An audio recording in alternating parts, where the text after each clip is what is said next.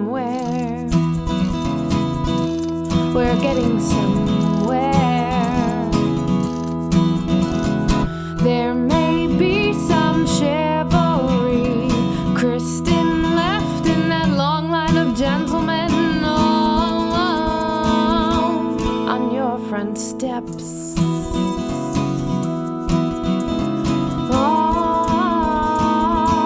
On your front steps.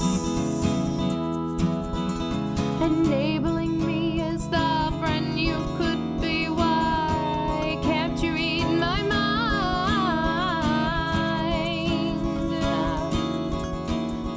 Why can't you read my mind?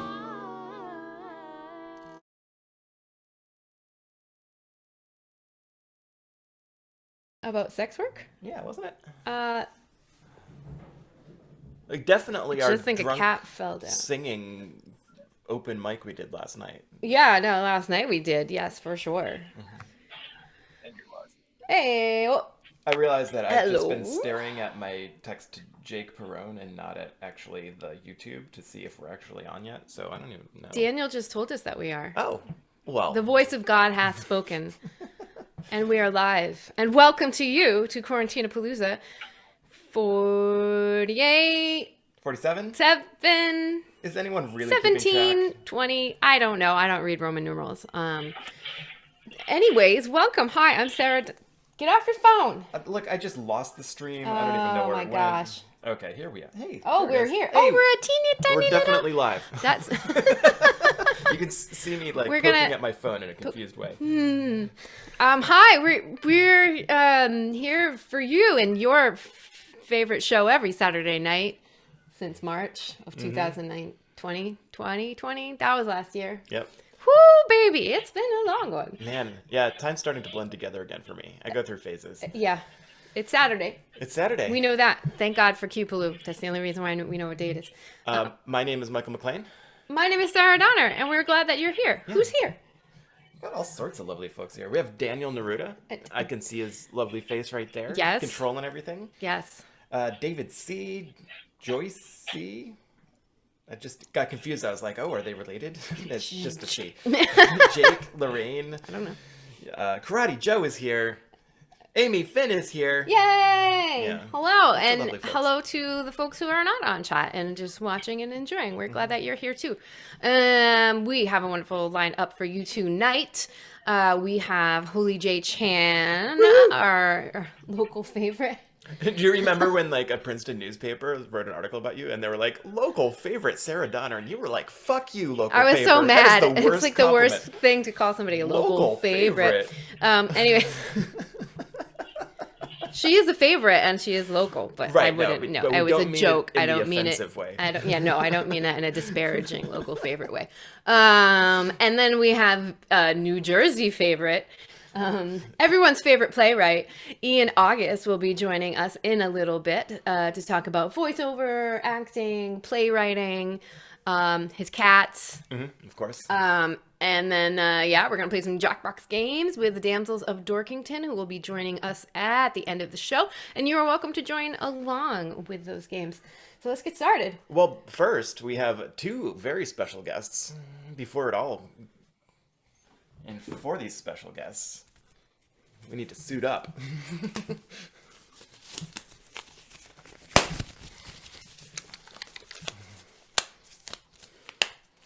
That's right. We're going to look at Michael's balls. No! Oh, This sorry. is Not enough those of my two guests. ball content. Oh, we're done with the ball content. We're done. Except for How are they? I'm wearing the Snip Snip Hooray t-shirt. But, Isn't it? they're great. They're They're back good. to normal. Back to normal. Everything works You're great. good. Yeah. Yep. Yeah. Great. But not in like the way it should work.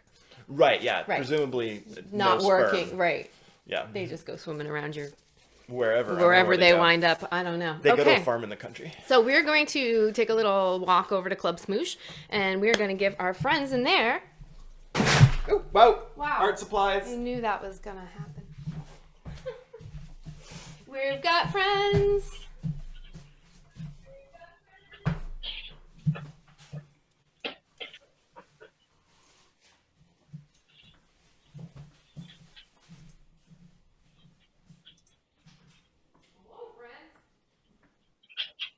Hello, friends.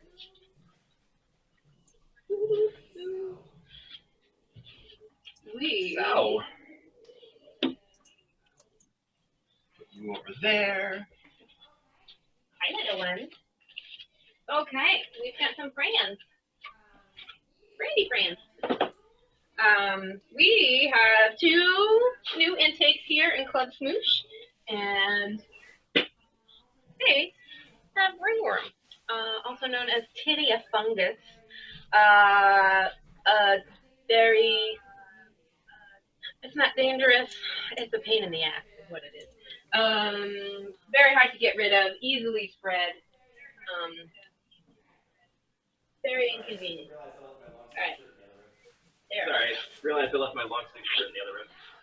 Ooh. Oh, hello! Look who came out! So this is the braver one. And, here we go. Let's start with this kiddo. So there was some chat on the Club Smoosh from the Smooshers who wanted to name them Teeter and Totter. But we can't do that. I'm sorry. Because I will never remember which one is Teeter and which one is Totter. And it's, you know what? If you think about it, like most of you all who come up with it, think about like when you have to say it out loud, like you have to call on them. But I think it's cute in like typing land, or it looks cute. But like actually remembering the names, saying the names. Anyway, so this that's the other one. Right. Okay, so we're good. So one of them is just going to be named Teeter Totter. Yes, Teeter Totter and Zipline. Zipline. So they are things that tried to kill you as a child. Right. That's the thing. Yeah, definitely. Playground equipment. Yeah. All right, so this is Zipline. Zipline. They're both girls. Oh, did you want to show them the? Yeah, I don't know if it's going to show up on this little camera over here, but I don't know if you can tell, but it should glow green, right? Mm-hmm. Ringworm, the fungus, glows green. Mm-hmm. So there's some on the ear right there, under black light. A little bit on the nose. I think that's, definitely around the eyes a little bit. A little bit around the eyes. Yeah. So we're just, you can use the black light to check them. Make sure we hit all the spots, you know? Oh, the spots. But we're gonna go ahead and medicate them, which we have to do twice a day. And also then twice a week, we do like a whole full dunk in a sulfur dip to kill off the fungus. So they had their dunk last night. Hi. Oh, this little muffin. This little muffin. Okay, muffin. Face. All right, so that's their oral medication to kill fungus. And then I haven't really seen too many spots except for on the ears and around the face. Yeah, we'll just medicate them as they appear. Yeah. So right now. Nope. Let me see your foot. I feel like that foot might be a little fungusy. Am I crazy? Toesy woozy. This is the fungal cream. This is Monostat 7. This is for vaginas. Which, the funguses or are kitten faces. Closely related. So, it's fine. We do have some spray on the way, I believe, which is a little more convenient. It's not even on the way; it's on the table. But we don't like to spray them in the face, so we use the spray more for the ears and like spots like that. But for now, I'm just gonna do this, and then get you around the face a little bit. Get that face. Hi. What a good cat. She's just like, okay. This is what this is. Hi. Did you know your name is Zipline? Zipline. We did just say it. Zipline. Hi, Zipline. All right, is Zipline done? Yep. And then where's Teeter Totter? Teeter Totter. So they're from 2 different litters. Teeter Totter's about half the size. There is a scale difference here. Yeah, of Zipline. It's kind of hard to see in pictures because of. Black cats don't show up in pictures. Well, they're like ghosts. Oh no, ghosts do show up in pictures. Look, I don't know. I don't know about white. I guess. I don't know. Hi. Hi. Little nugget. You're a Teeter Totter. Teeter Totter's got a little worse. She's got a little bit more. Yeah. Junk on her. Junk. All right. So. Was that a flea? I've been pulling fleas off them the past 2 days. Yeah. That's nothing new. All right. So what are we doing? The same thing. So cream on the ears. I don't know. This is our second batch of fungus kittens. Oh, tail. Oh, this one's tail. Oh my gosh. Oh, her tail. So today, Teeter Totter got puffy and got scared and puffed up her tail. Except so much of her tail doesn't have a lot of fur on it, so it was just this it was like a rat tail with like some sad squeaky fur bits. All right, and then your face. Hi. Definitely your nose. That bit right there needs some too. The tough part about ringworm kittens is like kittens need so many cuddles, right? But like every time you cuddle them, you gotta like suit up and wash your clothes. Okay, I got him last night. Yeah. And this morning, we had some cuddles. I think she was one or two. Hi. I know. I'm sorry. All right, we need to give her oral meds. And then Teeter Totter's good to go. Hi. Ready? Yum. She's like, I don't like it. I don't like it. I don't like it. No, thank you. Yeah. All right. All right. Back to the show. You're so cute. Zip line. Your zip line. Your Teeter Totter. Here you go. And I'm gonna go back to the piano. All right.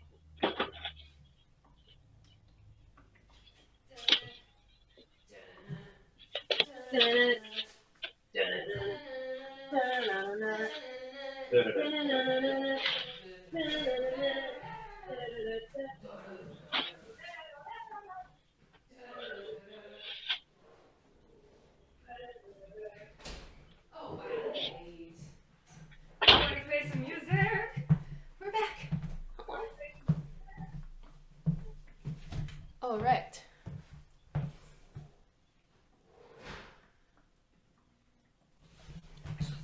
Wasn't that delightful? Just gonna pull up some cam stuff. Oh, good. I did, by the way, hear back from our musical guest tonight. She missed sound check, but she knows there's a show and she will be here. So that's good. Just letting everybody know. I'm going to play a song.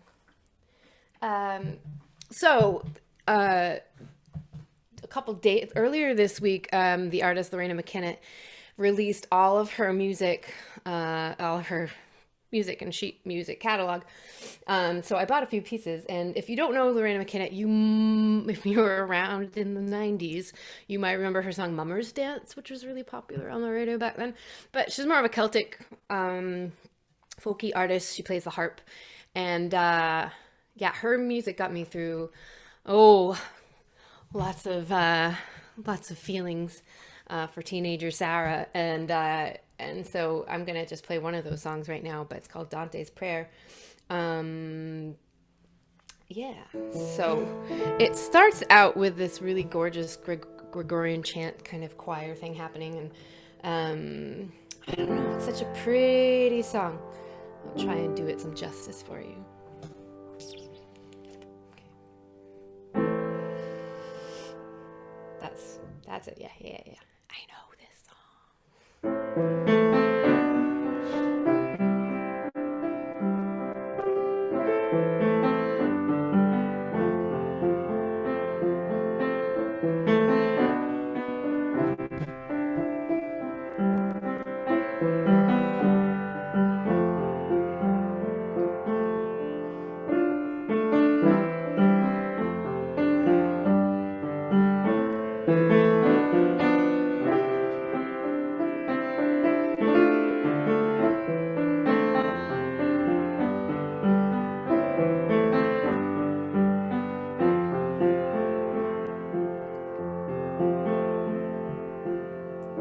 When the dark wood fell before me, and all the paths were overgrown, when the priests of pride say there is no other way, I tilled the sorrows of stone. I Did not believe because I could not see. You came to me in the night. When the dawn seemed forever lost, you showed me your love in the light of the stars. Cast your eyes on the ocean, cast your soul to the sea. When the dark night seems endless, please remember me.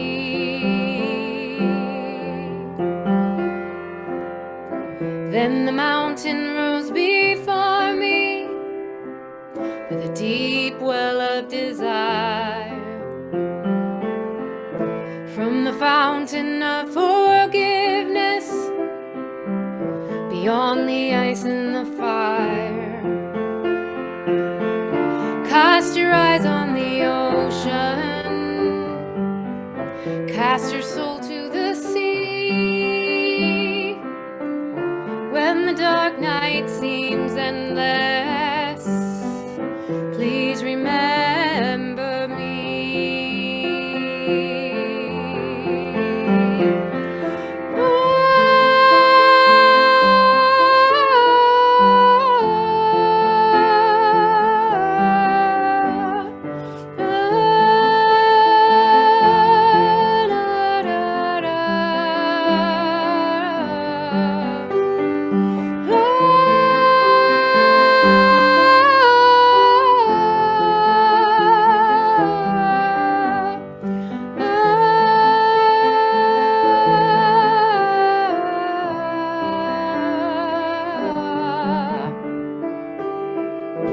Though we share this humble path alone, how fragile is the heart. Oh, give these clay feet wings to fly, to touch the face of the stars. Breathe life into this feeble heart, and lift this mortal veil of fear. Take these crumbled hopes set with fears, we'll rise above these earthly cares. Cast your eyes on the ocean, cast your soul to the sea. When the dark night seems endless, please remember me. Please remember me.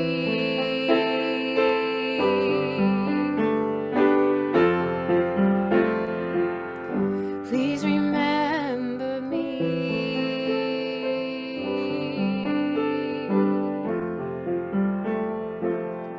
Please remember me.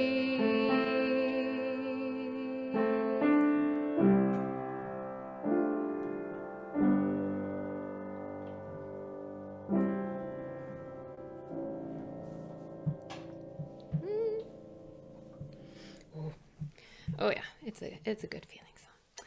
I'm gonna do a couple Sarah Donner. Whoa, Jesus!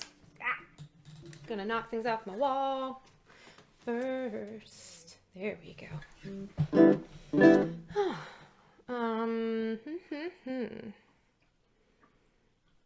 But we're gonna do this in tune. Poor ukulele hasn't gotten a ton of love lately.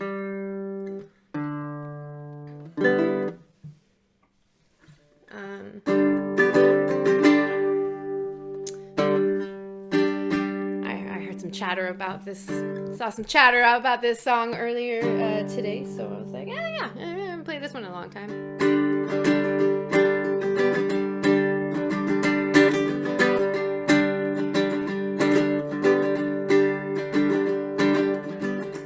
In my backyard, I have boxes, I have spices and parked cars.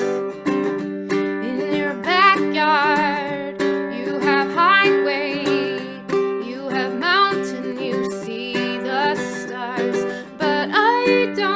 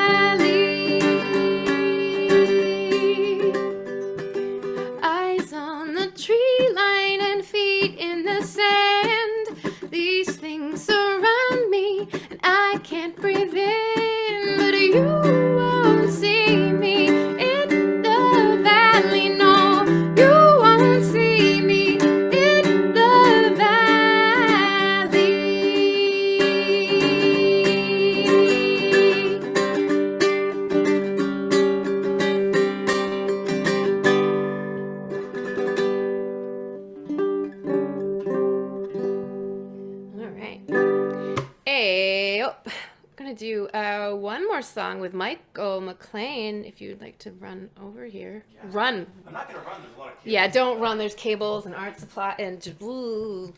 Would you mind putting that on the thingy dingy over there? I would not mind. Thank you.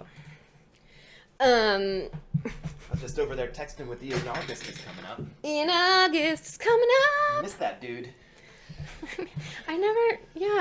I was gonna say I never thought I'd miss him, but I was gonna say never miss New Jersey. I just want to drive through Connecticut and get to my friends in New York and New Jersey. I do. I miss them very much.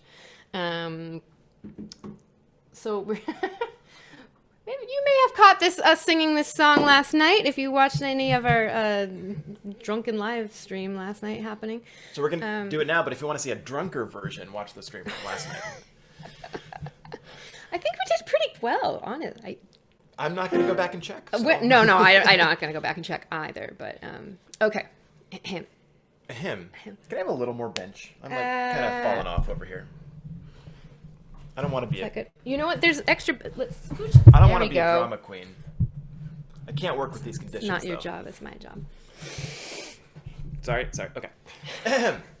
You know what we need? Like a thing that you stick in the thing. What are you doing to that microphone? It looks dirty.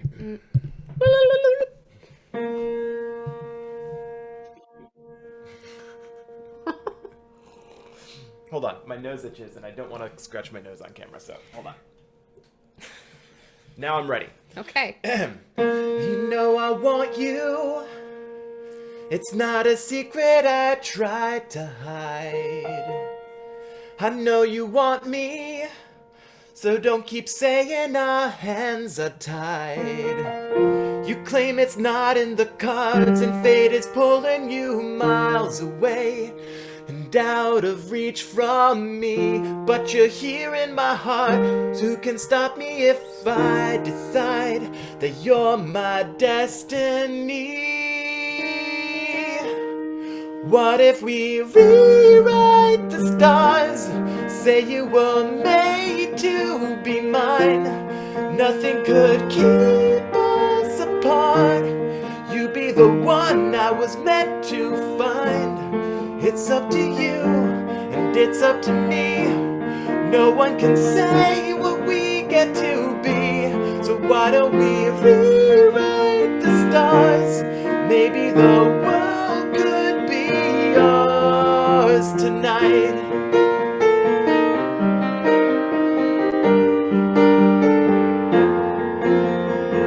You think it's easy?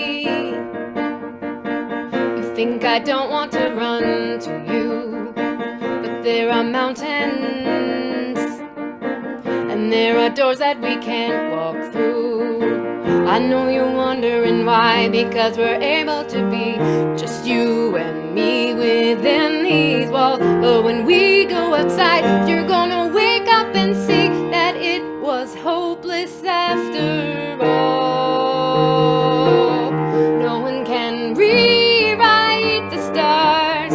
How can you say you'll be mine? Everything keeps us apart, and I'm not the one you were meant to find. It's not up to you, it's not up to me. When everyone says what we get to be, how can we rewrite the stars? Say that the world can be yours tonight. All I want is to fly with you. All I want is to fall with you. So just give me all of you. It feels impossible. It's not impossible. Is it impossible? Say that it's possible. How do we rewrite the stars? Say you were made to be mine. Nothing can keep us apart, 'cause you are the one I was meant to find. It's up to you, and it's up to me. No one can say what we get to be. Why don't we rewrite the stars, changing the world to be ours? You know I want you. a secret I try to hide, but I can't have you. We're bound to break and my hands are tied.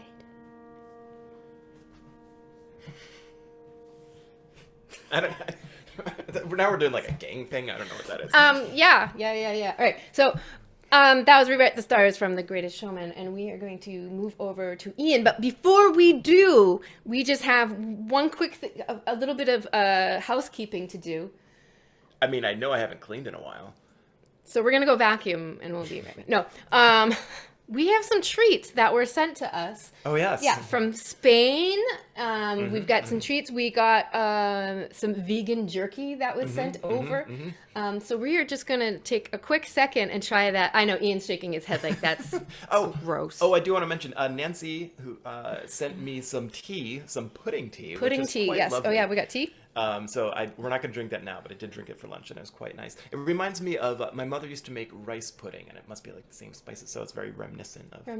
Reminiscent. Yeah. So thank you, Nancy. Yeah. All right. So I'm gonna go grab the cake. I'll go grab the cake. You're gonna grab. Okay. I'm gonna not kick your pastels. Okay. Thank you. I've been working on a pooch today. I made some art. You see the dog? Aw, look at that, Puppers. Yeah. Good job. Thanks. Puppers, why are you sitting like that? Yeah, I like that's why I chose that photo. The dog's legs are like displayed in a funny way. Anyways, okay, so. So do you want to do? I want the cake is what I want, but All right, well, I mean the we're gonna cake do is it for all. dessert. Sure. Okay. All right, so we have two flavors of vegan jerky that were sent. This is hot and spicy, sweet and savory, hot and spicy, Shiitake mushroom. Shiitake mushroom, from Primal Spirit. This was sent. I think this one was sent from Valerie, our chatter, and that was sent from Lorraine. All right, and this one is Thai peanut. Thai peanut. Thai peanut. It sounds good. In case you want a good visual. Doesn't look good, but I No, mean, it doesn't. Okay. that's really slippery. That's what she said. So like- you're gonna get our live reaction for vegan jerky. Okay. Now, before this happens, I It's just gonna want to happen. say that no matter what happens, Thank you. we love you and thank you. Okay. It's got a jerky like texture. It's kind of how's that? Huh. There's some Should spice. we? Okay, I'm taking a second bite. I mean, I wouldn't call it good. It's 78 calories and it has 10 grams of protein. So, apocalypse food for sure. Yeah. Okay. Wait, I want to try that one. No. Do you? No, I don't mind that. I like the it's got some spice to it and it's This one. Well, once again, good is a strong word. yeah. I like this better than that one. It's a little less slimy. Oh yeah. All right, well there you go. Vegan jerky, y'all. Oh my god. I think there's a time and a place for this. Mm-hmm. The apocalypse? I do like that one better. Yeah. Yeah, it's a I little. could see, like, if you're desperate. I could see like hiking. Right. If I hiked. Right, which is Or like kinda wait, where maybe when jerky I is, take but- my long walks to the beach. Okay. Thank you. so much. Oh, now we're going to the cake. Yep. Is it from Catalina? Yes. Okay. Can you read it? Can you tell us what it says in Spanish? Can anybody tell us what it says? Cortadillos con Cortadillos con cabello de ángel. Hell? Repostería tradicional andaluz. Inés It is vegano. Rosales. I don't know. Oh! They're individually packaged. Ah! What a treat! Don't get it on the there's piano. crumbs, God. there's crumbs. Ooh, that looks lovely. Have a bite. Mm-hmm. Oh yeah. Okay. Tell you what, that's gonna be my apocalypse food. Mm. Yeah, that's delicious. Well, that's pretty good. It's like lemony. It's a little cakey. Yep. I don't know what it is or what's in it, but It's vegano. vegano. Thank you, Carolina. All right. Let's do it. Let's bring Ian August on. We're gonna switch gonna go over to the couch while we make this little transition.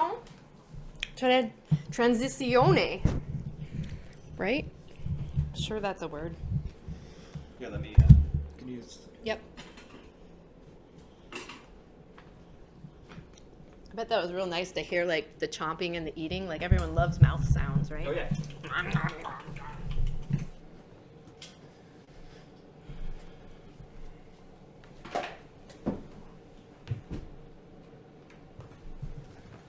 All right. For this. Here we are. So excited to talk to Ian August. August.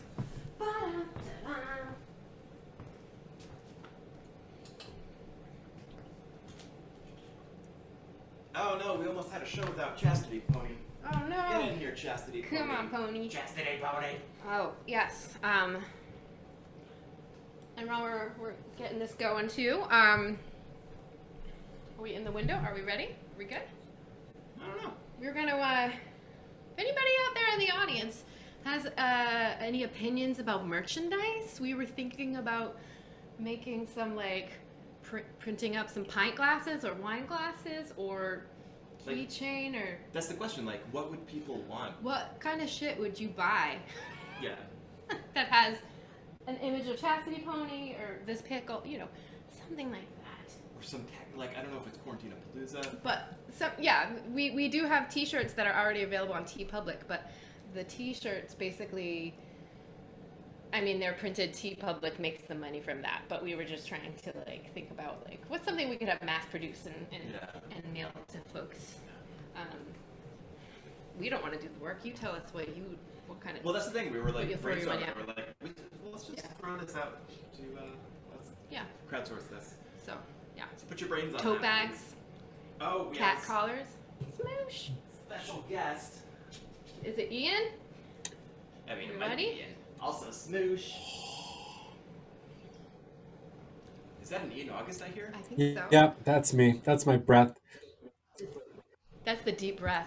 I got excited. I man, saw I Melon. love- Aw. Yeah. She Yeah. does that. She has that effect on people. Oh, sweet Melon, it. baby. How are Oh. you, Ian August? I'm doing pretty well. I feel like I was really fortunate that I got to hear Tree Line tonight. I love that song. Oh, thank you. And also, I got to hear the mediocre lyrics from the songs from The Greatest Showman. So that was, Right? Yeah, that's called guilty pleasure music. oh no, I cried like a baby in the theater at that movie and then felt so much shame. So much shame. I still haven't seen it. That's actually on our agenda. Yeah, for- I just know the music, but yeah, I have not seen it. So, It is emotionally manipulative. oh, Okay. Oh yeah, it's not good, but you will weep like a baby at the end. okay, Like I'm sure a lot of your audience is gonna be upset that I said that The Greatest Showman isn't good, but it's no. You're allowed to have opinions. I don't know that that's true. And also, as a professional playwright, you're allowed to have opinions about writing. Yeah. I guess. When you introduce yourself to folks back in the time when we did things like that, do Right. you say who are you and what do you do? Are you a playwright first? You an actor first? No, I kind of stopped acting. I'm a playwright first. I am Ian August, the playwright. My website is Ian August Playwright, which makes a lot of sense. Yeah. That's pretty much how I identify, and it's worked out pretty well. People know what I do now. You put it right in the URL. That's right. You did, and you just won a fellowship from New Jersey. I Arts? did. I won a fellowship from the New Jersey State Council on the Arts, which is they offer a screenwriting and / playwriting fellowship every 3 years, and it's there's a number of winners every time they offer the fellowship, and so they have have so much money, and then they dole it out in like different doses. I applied in August of last year, And I was like, huh, maybe I got a shot. And I did, apparently, because it looks like I won, which was nice. Congratulations. Thanks. So is that going to go towards a production or just writing? Or like, how does that work? So there are stipulations as to what the money can be spent on, but the money that I got, the fellowship money that I got, has to be spent before the end of the year. And I will admit, it is a little complex thinking of ways to spend money on theater when theater is not really happening right now. It's one of those situations that if I had won this award 3 years ago or 3 years from now, there would be a lot of like trips to other cities to check out their theater scenes and meet other theater artists in those places. I'd love to do I've got friends in Chicago. I would love to go and sort of get introduced to that scene up there. Friends in LA that I haven't seen in a while, theaters that I could revisit and connect with. And this year, it's not really in the cards. So I'm trying to think of creative ways that I can use this fellowship money that will benefit me professionally. I can apply some of it to like living expenses, which is great. It doesn't only have to be used for advancing my career, but Bills. well, that's it, right? So like I'll be able to like pay bills and not worry as much about it. Right now, the big thing I'm thinking about is in the summer when my husband he's doing a master's, as you know, at the University of Houston, and he'll be gone for the entire month of July. He'll be in nothing says summer like spending your July in Houston. But while he's gone, I thought, you know what? Let me rent a tiny house in the woods in Vermont and pack the cats into cat carriers and bring their litter and go up and write in a tiny house with 2 cats for 2 weeks. I mean, that sounds great. Do you actually have a tiny house already booked? No, I've been checking out Airbnbs, looking for cabins and tiny houses and trying to see sort of what's environmentally sustainable, what has accessible Wi-Fi, or if it doesn't, how I can bring my own Wi-Fi with me. Like those are all expenses that this grant would be able to help pay for. We'll talk afterwards, but I have a friend who owns a house and she rents it out. It's in Brattleboro, Vermont, and cool. It's beautiful. It's beautiful. It's so beautiful. People do use it as writers' retreats sometimes, but it's a small house. Anyways, there are cows right across the street. There are cows. I love it. I found one today. I was just glancing through because, of course, Google search has a zillion different options for you, and I was glancing through, and there's one that's in the woods that has like this rope bridge that leads up to it, and it's like part of like farmlands, like there's a farm attached. And I was like, you know what, I don't mind being surrounded by 1,000 acres of nature and some farmlands. That feels like a good conducive way to kind of write and have some alone time, just me and the cats. Yeah. So how does one get into playwriting, and how do you make that transition? Like, were you already writing stories before that, or like how do you take those ideas and translate them to the stage and to other actors? When I was a kid, I wrote a lot, mostly prose. I didn't really know anything about playwriting. And I don't know that I was totally interested in it as a medium. I didn't see a lot of theater when I was growing up. But when I got to college, I took a lot of creative writing classes, and I was also acting in like college theater at Rutgers. And so at some point, those two worlds kind of came together, and I started doing a little bit of dramatic writing. When I graduated from undergrad, I was like, I'm just going to be an actor. And I was working in and out of New York and going on tours and doing New Jersey regional theater. And I had an idea, and I thought I should just see what comes out of it.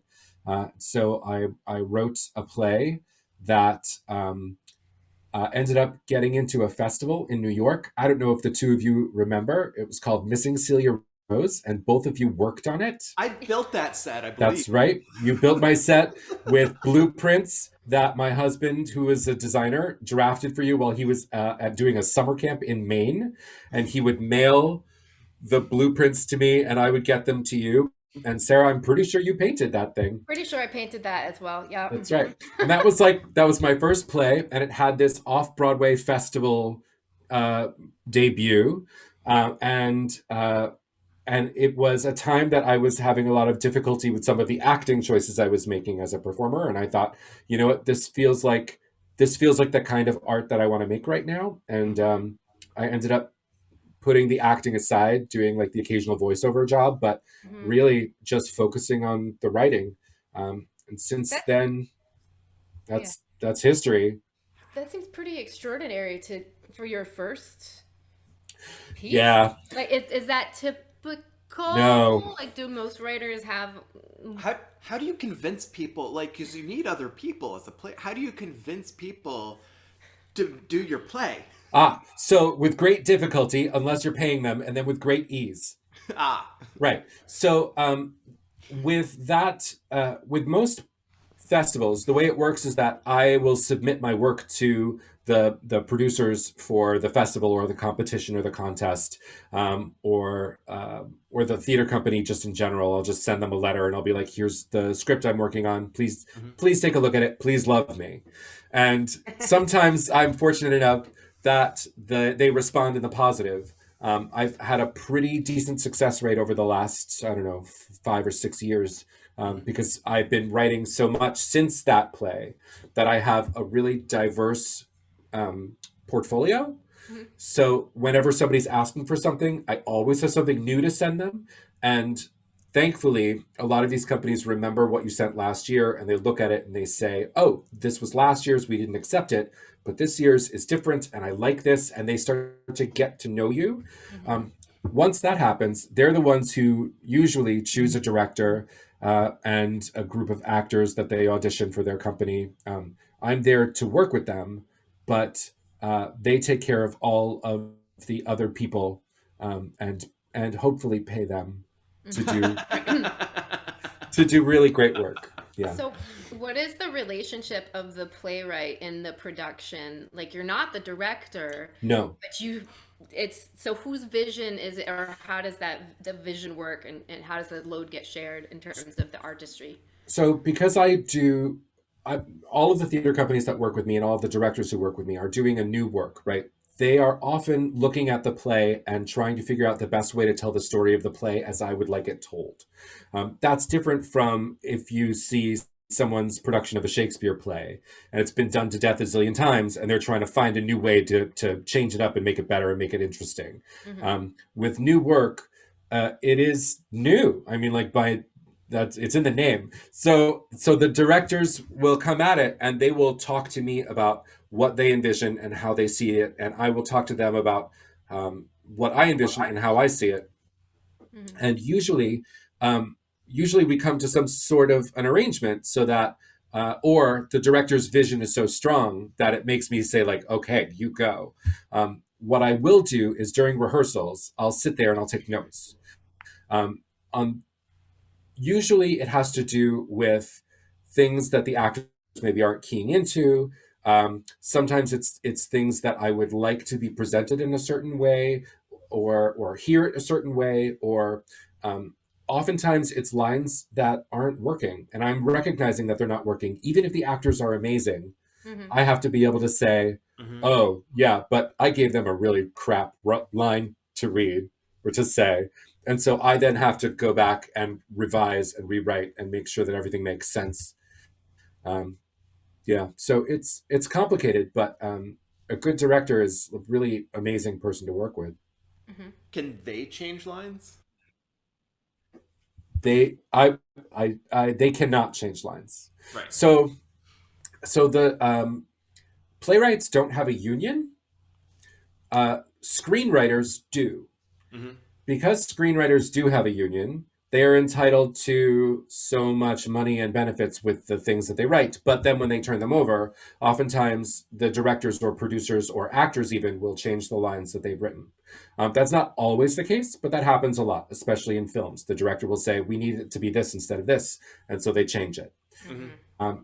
That is not the way it works in playwriting. Playwriting, my word is sacred. No one's allowed to change my language unless I give them approval, or, frankly, most of the time, I'll give them an alternative to say. So there's a little bit of creative control, and I'm grateful for that. And because of that, we make no money. But would you trade one for the other if that you could? if the opportunity arose, well, I don't think I would ever give up on playwriting. Writing for the theater is a really unique and amazing experience. It's kind of unlike anything else. It's not like writing a book or writing a poem. It's more like writing a song that you're expecting someone else to sing, right? So you write a play, you're writing sheet music. The material that you're writing, I'm Sia, and I'm giving my song to Beyonce and hoping that Beyonce is going to perform my song so well that the audience is going to love it. And that's a really incredible, like, sort of system that my work can only really be appreciated through the interpretation of it. Really extraordinary, and so unlike anything else. But I do have some ideas for things that I think would work really well on film or on television. And occasionally I dabble in screenplay writing, and hopefully someday I'll get confidence enough to really push those as hard as I push my playwriting. But right now, I'm just sort of taking it easy and writing everything I can think of. Is there a big jump from playwriting to screenwriting? They use different skill sets. So when you're playwriting, when you're writing for the stage, you're really thinking about dialogue and language, not just dialogue, but language specifically. How are you able to communicate to the audience what they need to via an actor and a director and a producer and designers utilizing language? And so it has to be really, really specific, the way that you write. When you're writing screenwriting, it's about the image, it's about the visual. It's less about the things that people are saying, and it's more about the way that they are being perceived. And so screenwriting requires me to dip into like my knowledge of writing prose and description and making sure that my reader, my producer or director or whatever for my screenplay or my TV pilot is able to sort of be pulled into the world using the visual imagery that I'm giving them. That's a pony. It's Chastity This Pony. is Chastity Pony. Hi, Chastity Pony. Yeah. So, how many projects? I was just thinking about this because I've been feeling lately like I really need to focus and get something done because I have so many just like half a song or just like some beats here and there. Like I have all these things I'm working on that I sit down up in the studio and I just like I kind of have to choose something to work on, and then the next day I'll choose something different. And like, Yep. how many projects do you have going at once? Do you have a way where you try to focus on one, or you just kind of wing it, or like what's your deal? So there are projects that get started and then get abandoned, but I am a firm believer that if you don't finish it, then you can't rewrite it. Like you can't work with something that doesn't exist. And oftentimes when I'm writing a project, I don't really know what it is until I get to the end. And suddenly the characters start talking and they start saying stuff. And I'm like, well, I didn't know that was going to happen because I started it with an idea, but I didn't start it with the idea of, I didn't know what the ending was going to be necessarily or how I was going to get there. And so then I have to look at it and say like, well, shit, like I just wrote this thing that ends this way, but I didn't set up any of that. And so now I have to go back and do like a rewrite that has that in mind. And the rewrite will streamline the idea. And then it's about fixing a scene here, fixing a scene there, fixing a moment here and a moment there. It's about dressing it up and cutting it back and tightening everything so that it makes perfect sense and says exactly what I want it to say and still has art in it, which doesn't always happen. So I would say, yeah, I've got right now I'm taking drawing lessons on YouTube and Udemy, and so that I can eventually write a graphic novel that I've been thinking about. I have a YA queer fantasy novel that I'm going to start in a couple of weeks. I'm in the middle of 2 short stories that I'm working on and 2 plays, one of which is fully written and needs a rewrite, and that's going to be produced with a company in May. That's actually a Zoom play that has audience participation. So you are not hiding on your couch your Zoom camera is on and the actors will have a conversation with you and ask you to do things and talk to you in the course of the play. It also will offer every audience member one of 27 different unique experiences, because they'll take you into breakout rooms and you'll be able to have an experience with one of the actors and work with them and do stuff with them that the other audience members will not have. And so you might be teamed up with any one of the actors during those interactions. So I've got a rewrite to do of that. That sounds so cool. It might be. It might also be terrifying. I don't actually know. Where did that idea come from?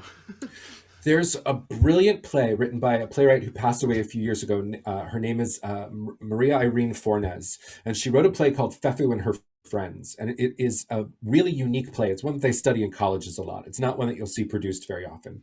But Fufu is kind of legendary because it has a very different sort of structure than like a traditional story structure. And one of the concepts of the piece is that it starts out with this group of friends in a room, and then they split up and do different scenes simultaneously, and the audience goes with them. So the audience will see different moments and then rotate through the rooms and see the scenes done right in different orders and get to know these characters in a different way. And then the final scene is them coming back together. Mm-hmm. And I thought, wouldn't it be really cool? Here we are stuck in our houses. Here we are stuck on our sofas because of COVID. And there's the thing that we're craving from theater, from all theater, from concerts and stand-up and musicals, and the thing we're craving is that connection with each other. Mm-hmm. And that experience that feels like we're experiencing something together, but also individually. Mm-hmm. And I thought, well, let's try to see if we can recreate that for Zoom. I want to see your face. I want you to be in the room with us. And then you're going to go and have this special moment that 2/3 of the audience is not going to have. And then that's going to repeat twice more. Mm-hmm. And you'll learn things about the characters, and you'll be able to participate in different ways. And you'll have a cool, unique theatrical experience. Mm. So who's producing that? That is being produced by Tiny Dynamite Productions out of Philadelphia. And they have a fantastic cast. We did a read through last week, which is how I know that it needs a major rewrite.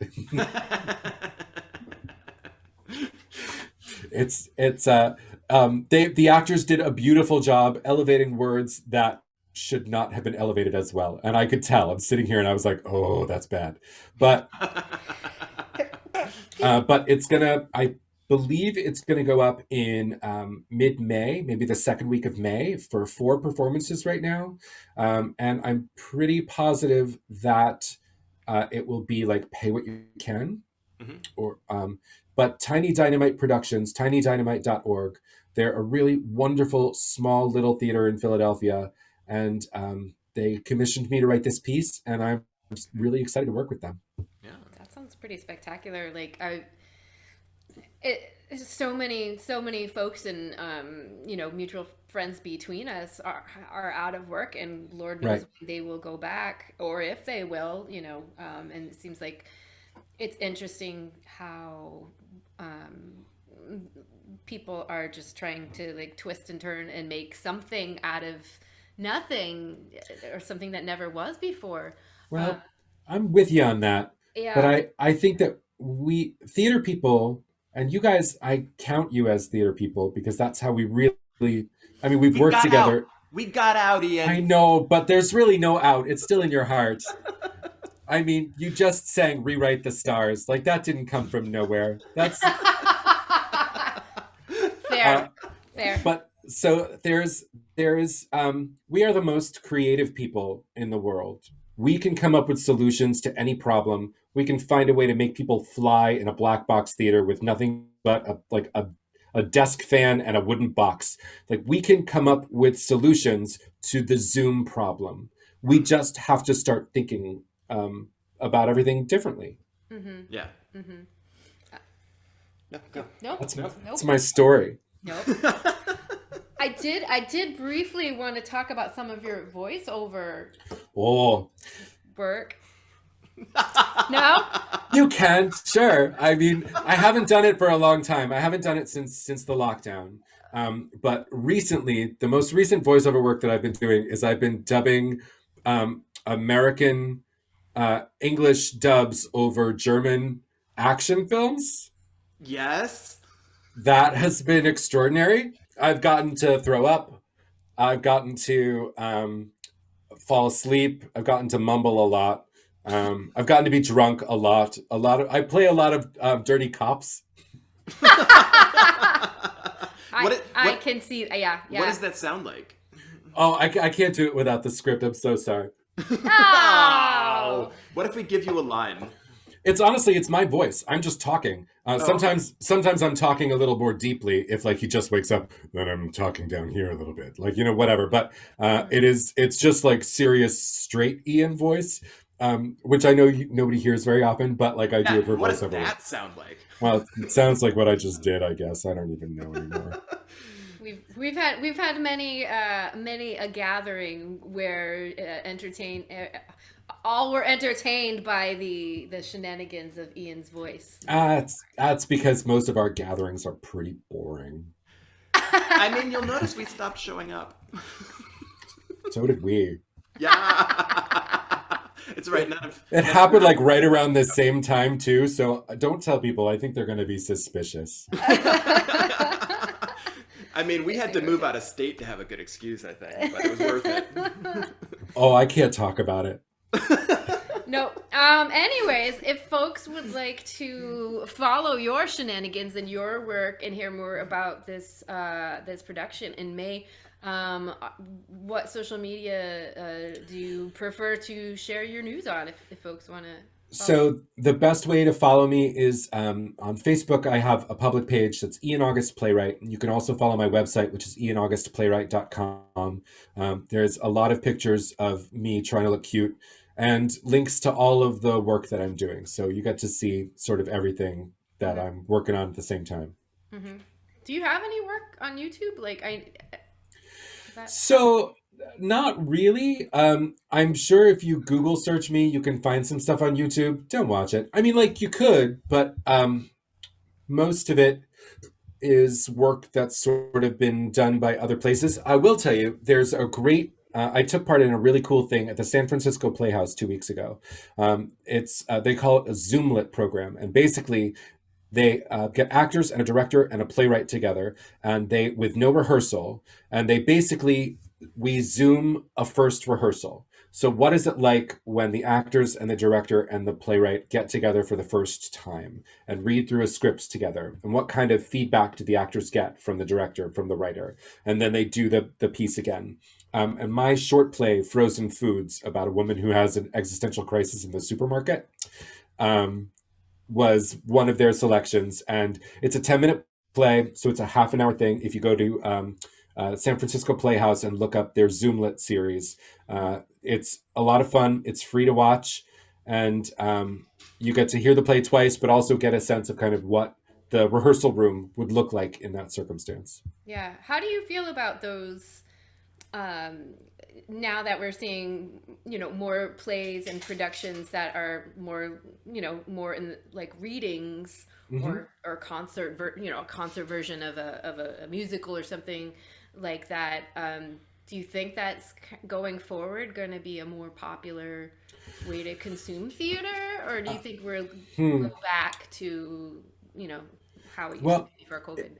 If we're smart, I think we'll do a combination of the two. I think that we'll do some kind of hybridized, and theater companies will start offering things that you can watch from home in addition to offering things that you can watch in the theater. I think that we will get more savvy about using the Zoom box as our stage. And with that, I think that the work that we do will feel less like somebody's reading in front of their open closet and more like they're on a set somewhere, or they're, the willing suspension of disbelief that you get when you go and you sit in a theater. I know that's like theater buzzwords right there, but we're finding a hard time transitioning that to Zoom because so many of us are seeing the light switch behind the actor. But I think once we start getting really smart about the way we use this, box. That was this. Sorry. Oh, that was really good. Thanks. I think that we're going to find that theater companies will be able to utilize this to their advantage. So many companies don't really have a lot of money to work with. There's very little grant money coming in from the government, and so so this will be an alternative, and in addition to live presentations on the stage, and that's pretty cool.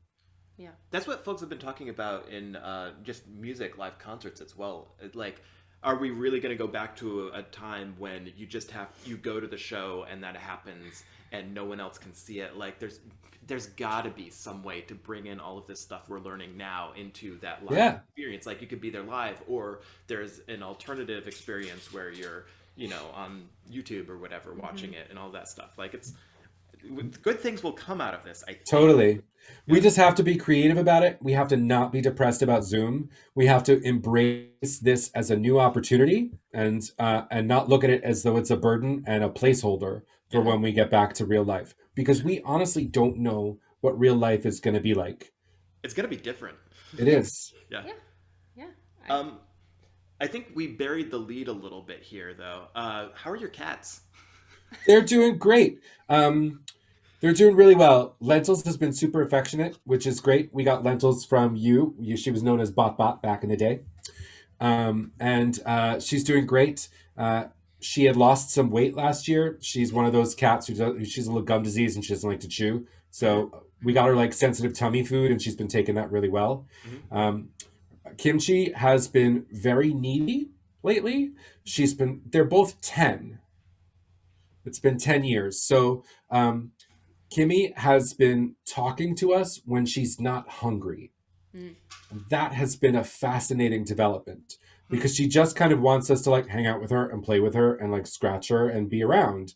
And so she talks to us, but it used to be reserved for feeding time. Like, I'm talking to you because I want you to take me to the bowl and give me some food. And now it's like, I just want to hang out and shoot the shit. And like, that's kind of a nice development. Yeah. I love how cats can change. Like, they do. Like you can't change them, no. But they make their own, they do make their way through the world in interesting new ways where you're like, you never used to do that before. What's this? Yep. Yeah. We called, so back when Lentils, aka Bot Bot, was our kitten, we named, is it he or she? It's a she. She. We named them Bot Bot because they had not one, but 2 botfly larvae. So gross. It was so gross. That was some gross. We've seen some gross shit, but that was one really of the gross.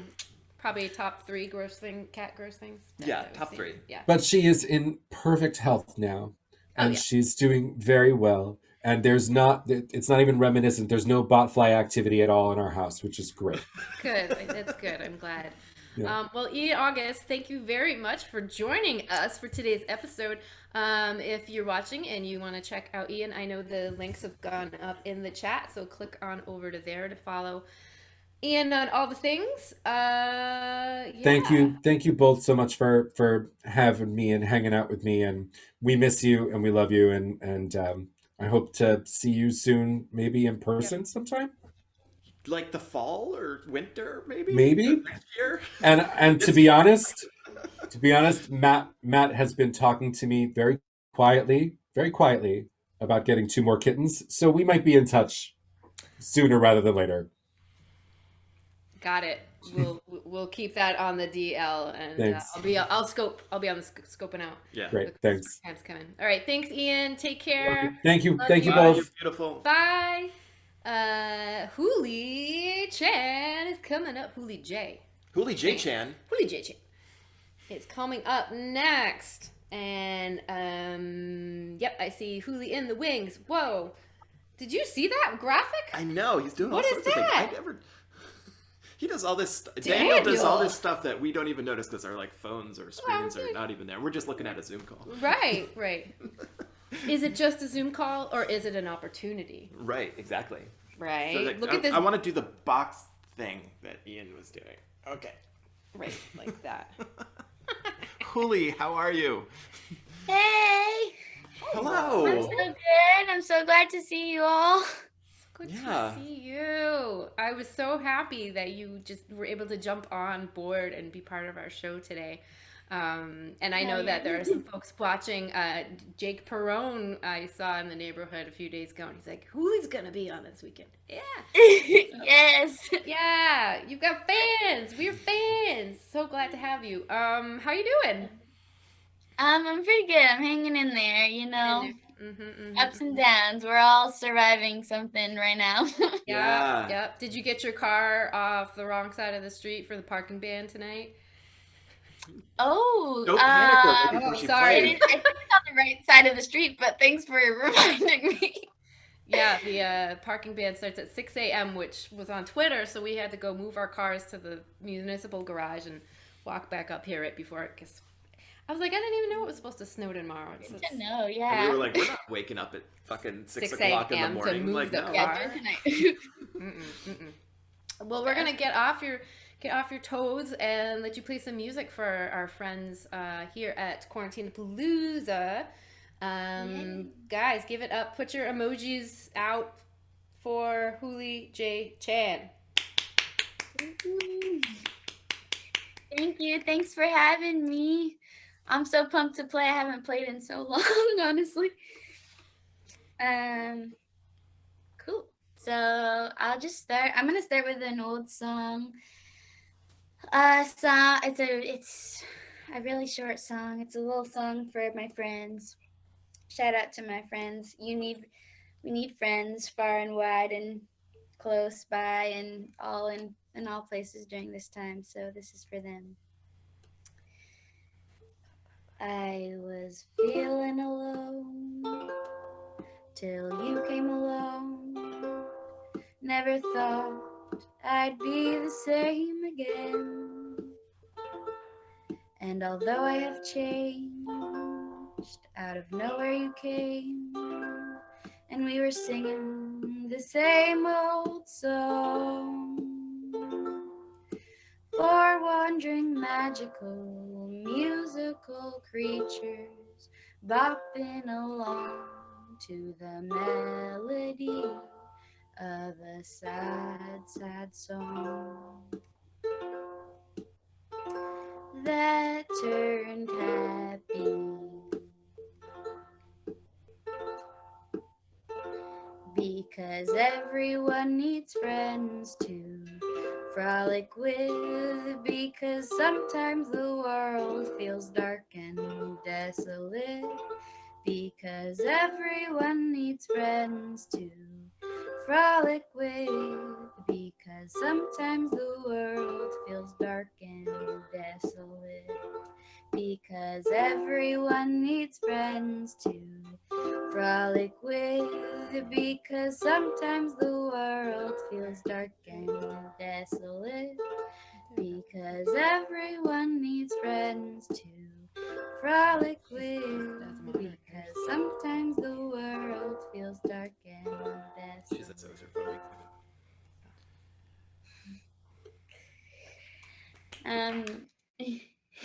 Thank you. That song I wrote for my musical friends, you being some of them. And our music gets us through all these times, and so this is the most recent pandemic song I wrote about chilling by the fire, because that's one way that we've been able to play music and hang out together over this time. So another love song to my friends.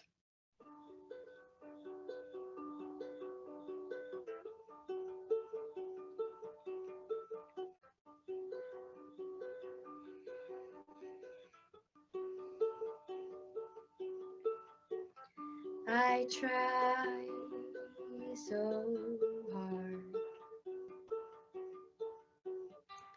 to live inside my turtle shell, but it's no fun to be all by yourself.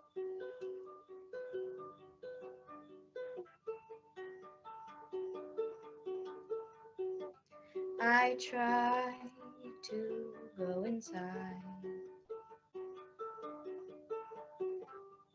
and not let anybody in. But it's so fun to play pretend. So fun to be with your friends outside my own mind with the flames of the fire. I know I'll break the rules.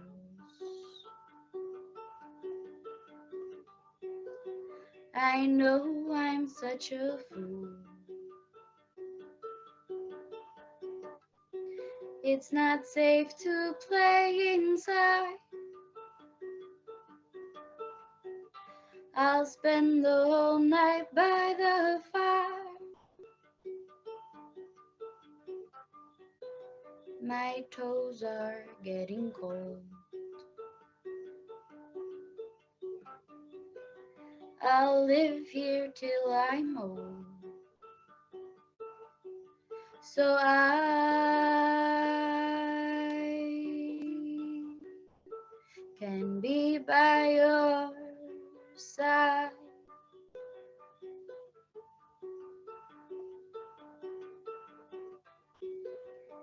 'Cause what is your own mind for company during tragedy? Why, oh, why can't we be inside together? Guess I'll endure the cold weather to be with you tonight. To be with you tonight.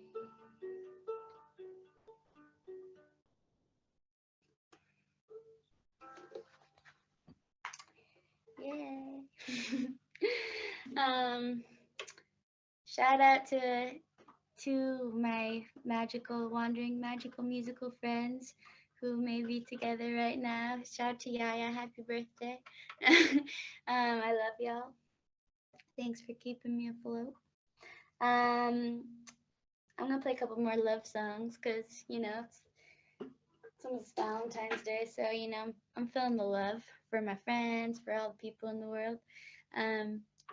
Switch it up to the guitar. This song's called Sugar.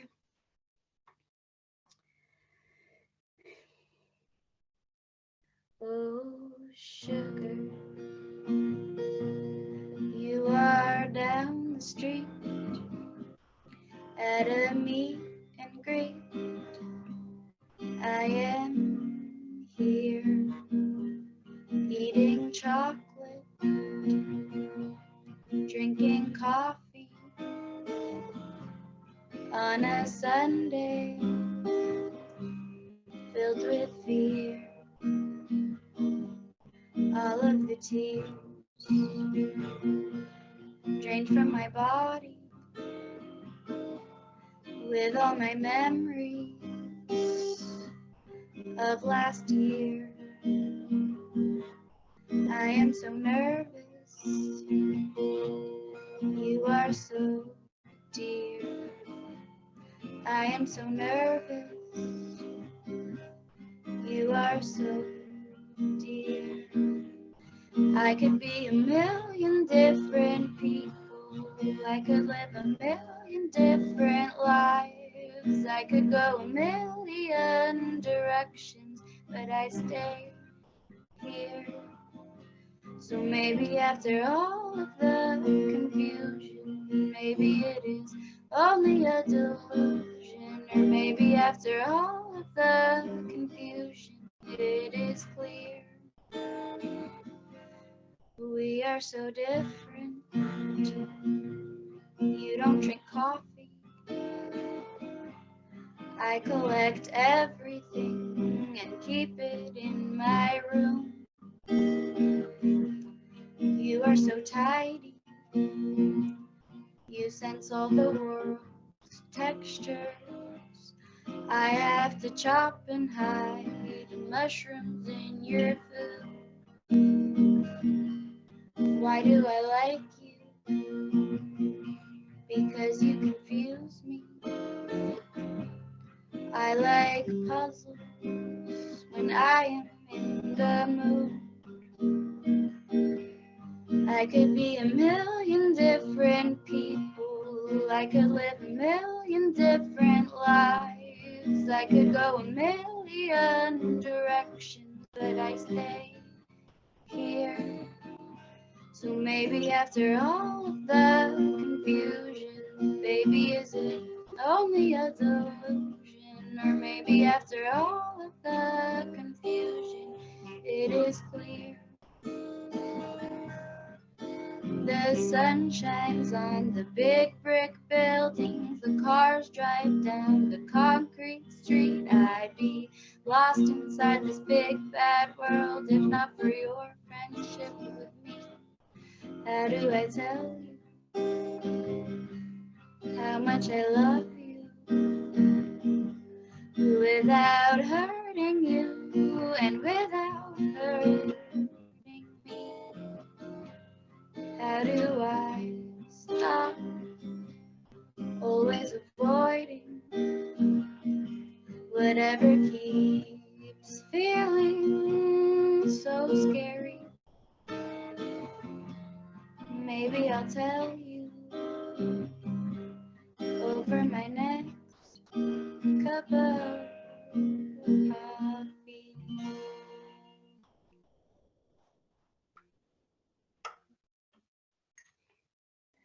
All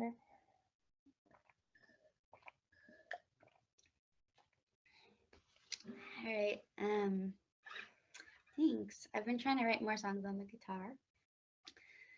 I write all my love songs on the guitar, I realized. So here's another one.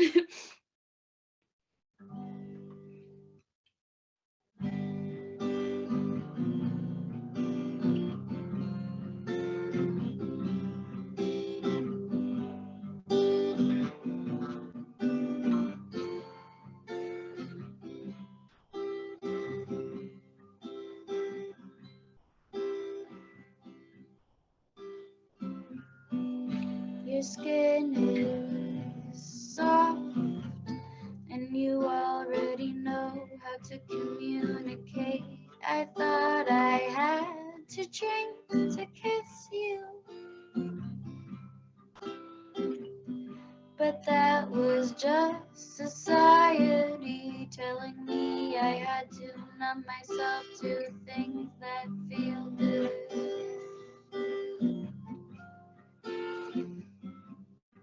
You feel good to me. You feel good even in secrecy. You do the same thing I do. You don't feel like you're really here. The world is passing in front of your face. You feel a little bit queerer than people expect you to be, than people want to believe.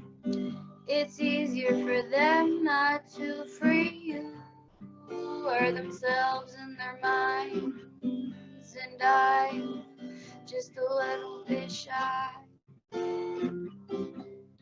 So I try to pretend that I am surviving in a world that feels much too polarizing.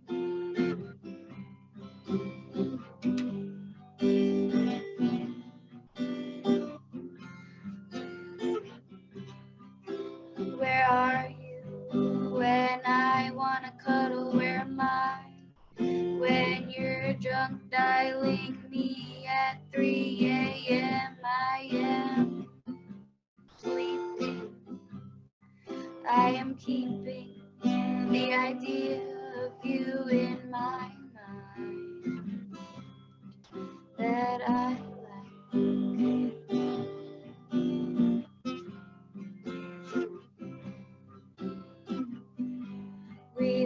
seeds and watch them grow. Listen to cute love songs on the radio, and I know I'm creating an idea of you in my mind that I like.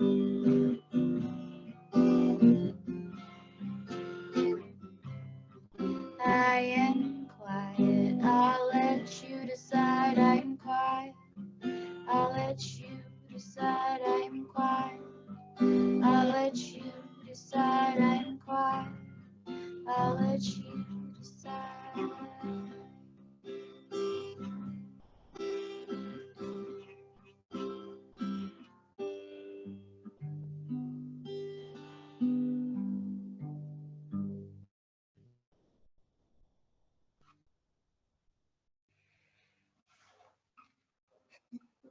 Thank you. All right, I'm gonna switch it back to the uke.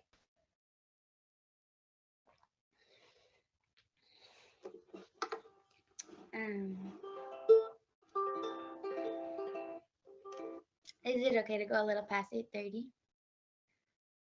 Okay, cool. Cool.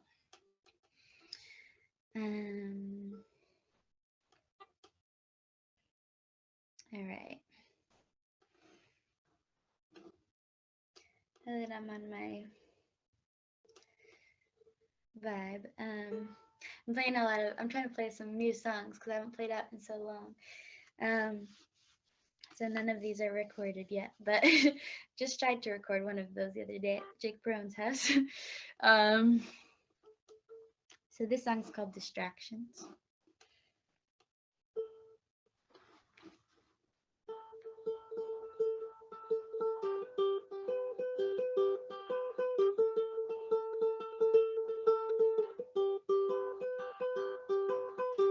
Why not sing a tune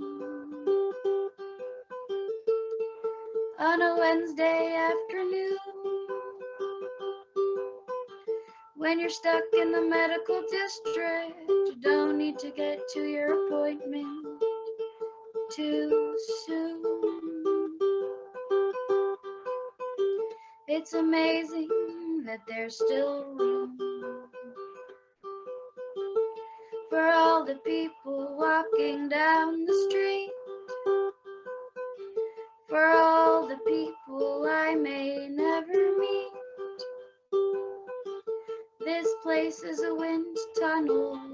We're all transitioning from one place to another, all thinking about different things. So why not sing a tune on a Wednesday afternoon when you're stuck in the medical district?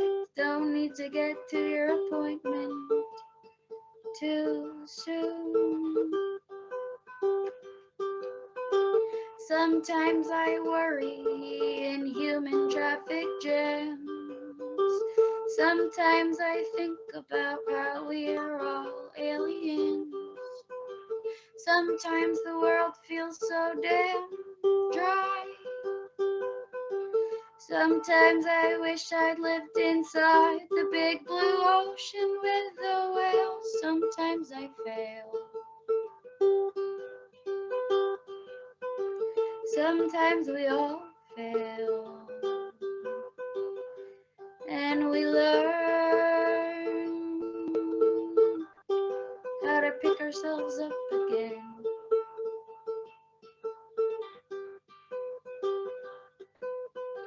So why not sing a tune on a Wednesday afternoon when you're stuck in the medical district? Don't need to get to your appointment too soon. There's a plastic bag floating through the air. There's a pile of styrofoam boxes sitting over there. Although the people walking by just stare, I like to think that some of them still care. The wind tunnel turns into the tunnel which I am lying in. The MRI machine is beep, beep, beep, and I'm thinking how he asked me if I had a boyfriend, and I wanted to tell him that I like girls too.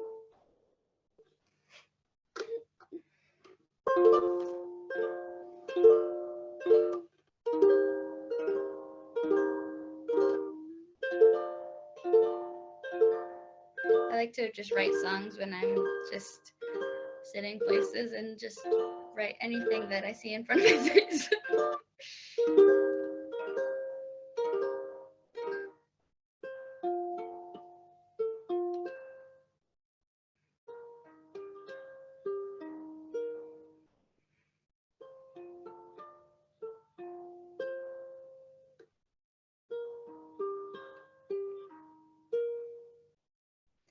There are boxes inside boxes inside boxes inside boxes that I'm living in.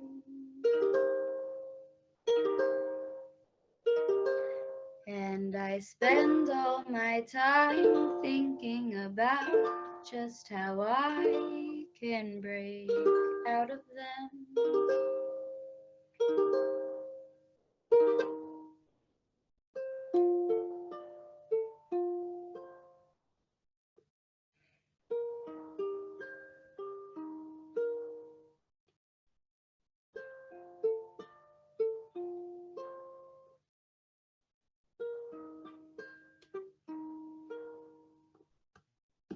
Hey honey, don't you think it's funny, this world we're living in? Wake up early every morning just in order to play pretend. There are boxes inside boxes inside boxes I'm living in. And I spend all my time trying to find how I can break out of them. How to break out of them. How to break out of them. Let the news play on the television in the other room, so it seems like I'm listening. It's a make-believe world. You get to decide whether or not you want to tune in. The ground is frozen, the snow is falling. I water the plants inside so that I can try to keep something alive.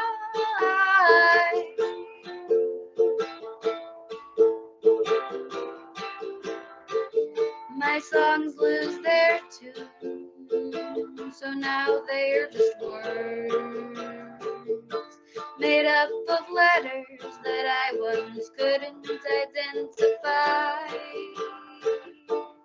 Now every time myself how to comply.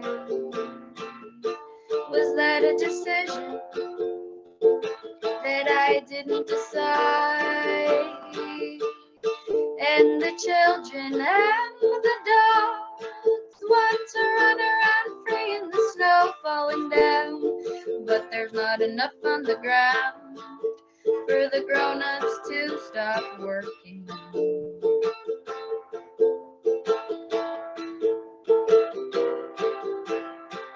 So they only call a 2-hour delay.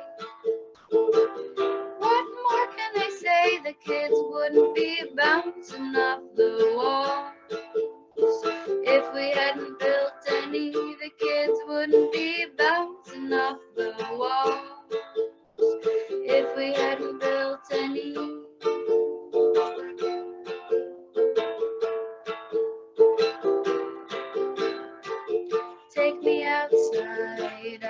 blinded by the fluorescent lights. Take me outside, I am blinded by the fluorescent lights. Take me outside, I am blinded by the fluorescent lights. Take me outside.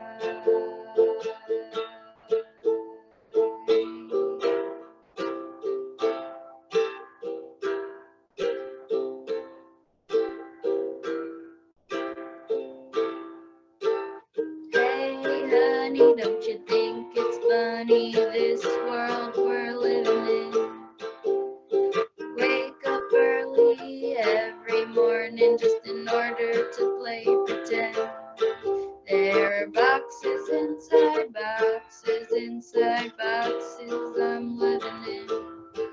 And I spend all my time trying to find how I can break out of them.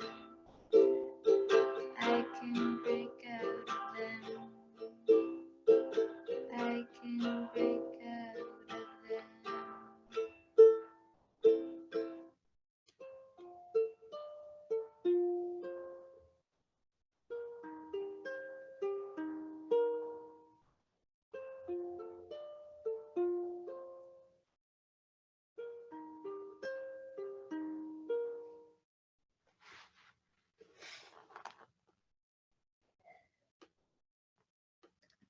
Thank y'all.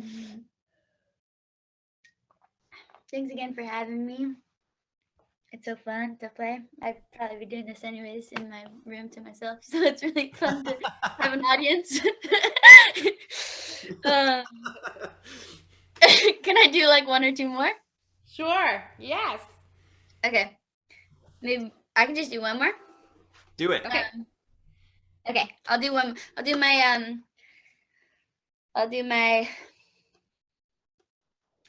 my pandemic song. The first song I wrote in the pandemic. The fire song was the last one I wrote, but who knows how many there will be. But this is the first one. It's called 6 Feet Away. It's not the first chord. There it is. I live 6 feet away from you. I live 6 feet away from you. And the days, they fade away as I stay 6 feet away from you.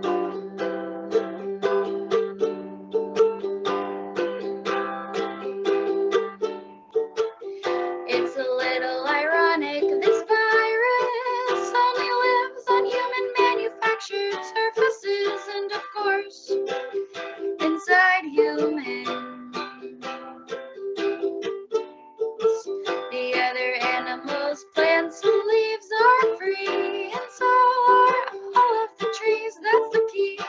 You're living in danger if you're living in society. You better stay 6 feet away from me. I'll wear a bandana across my face. I'll stay away from the human race. I'll wear gloves upon my hands. I'll stay at home and do a little dance. I secretly wanted this much time to hang. I secretly wanted not to feel ashamed. I secretly wanted not to be the one that you could blame. Finally it's clear, money doesn't really exist. Don't pay your rent, cause none of us have it. Don't pay your loan, the whole damn system is broken. Cause you know it's failed capitalism. You know who should be free? The people in prison who have no choice to stay 6 feet away from them. At least the hawks are flying back to empty city streets. At least the dolphins are swimming free. The earth is praising us for stopping flying planes. We're going outside in the sunshine.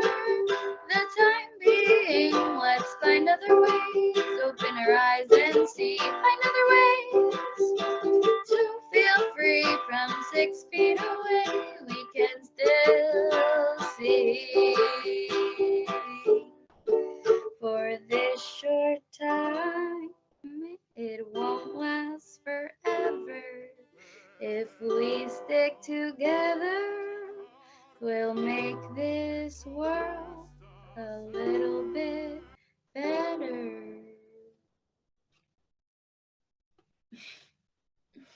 Thank you. Thank you, Hulie. Hulie J. Chan. Thanks for having me. If folks want to, is your music recorded? If people want to follow you on things and listen to you on things, what's the best way to do that? Yeah, Hulie J. Chan on anything. Instagram, on Spotify, on iTunes, on whatever. And I have I released a CD around this time last year called Hospital Socks, and it is right here. Wait. Oh, that's not it. But anyways, it exists, and if you like hard copies of CDs, I know it's like old school these days, but I also have them, and I planned to distribute them, and then the pandemic happened, so I have a lot of CDs. But yeah, most of all of those songs are not on that album, but I'm starting to record album number 2, so stay tuned. Awesome. Cool. And then this is something new that we've started doing with musical artists, but if folks wanted to tip you, do you have a Venmo that they could toss some bucks your way? That'd be awesome. My Venmo is Juliet Terry. So Juliet, JULIETTE, Terry, TERRY.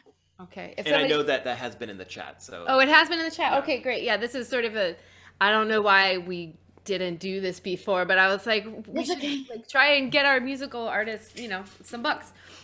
So yeah, if you have Venmo and you want to send some tips to Hulie's way, please do that.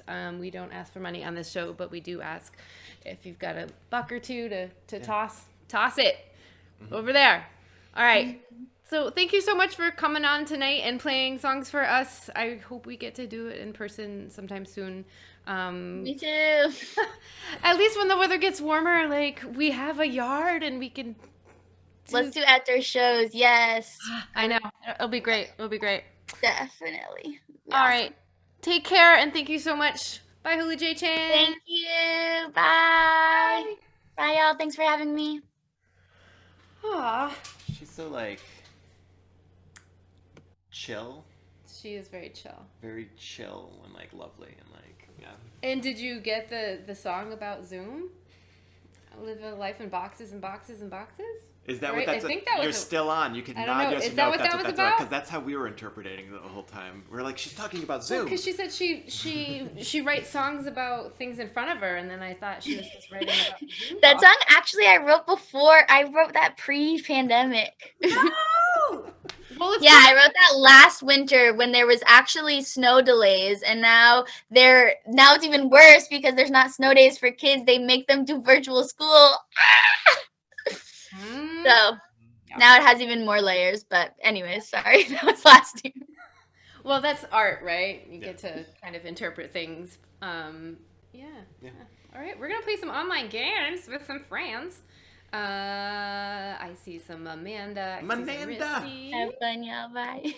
Bye. Rissy. We've got the whole gang. Yes. Again. Holy crap. It's been Guys, let's so get the band long. back together. Let's just get it back.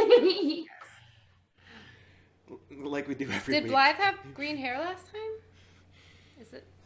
She wasn't here last time. No, I know. Well, last time I saw her, I was thinking, did I see Your hair looks great, Blythe. Thanks. This is what happens when you don't refresh your purple. It just slowly goes blue and then green. That's bananas. Because I'm not willing to go sit in a salon for 4 hours right now because Texas is a scary place. Yeah. Understandable. I got that yesterday. It wasn't 4 hours, but. I mean, it was a long time. It was a long time. I just have more hair and it takes a little bit longer. Oh, yeah. So, Yeah. I don't think I'll ever have longer hair ever. I get annoyed with it once it gets to a certain length, and I'm like, I can't, gotta go. When I first How met about her, her hair was literally down to her butt, I think. Like, Those are the good old days. didn't last too long. So innocent, so long-haired. Just like Daniel, right? Just like Daniel. Yeah. He's got his powers because he still has his hair. Right, and he's still innocent. Yeah. Like, yeah. Right. You, on the other hand... Cut the hair and you turn into filthy little sluts like the rest of us. Yep. Hello, welcome to Quarantinapalooza 48. We're going to play some games now. We're going to do some games, and the audience is welcome to participate once the screen gets up there. And we've signed into things. These are our friends, the Damsels of Dorkington. Ow. Give your emojis up for Ritzy, Blythe, and Mananda. And as always, very special thanks to Daniel Neruda for making this show flow. Yeah, he's killing it. He's killing it. He kills it every Saturday. Yeah. He picks up the pieces that we just... we just throw things at him, and he forms it into this thing that everyone sees on this rectangular screen. Next week, we have Dr. Sarah Doggett, who is a veterinarian, and she is going to be our AMA guest. She also, she and her husband, Chris, were the adopters of Bobbin and Stitch, who were some of the very first kittens that we had on Club Smoosh. So we're excited to chat with her about cats and science and medicine. She is she's exclusively, she's like a cat veterinarian. She just does cats. She just does cats, and her practice only does cats. So excited to pick her brain about some things. And then we also have artist Mike Hertz, who will be joining us. He's a guy with a guitar. He's great.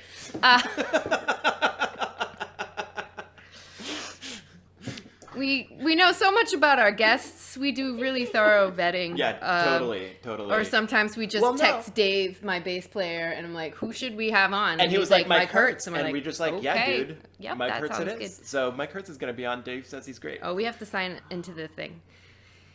Jackbox Games.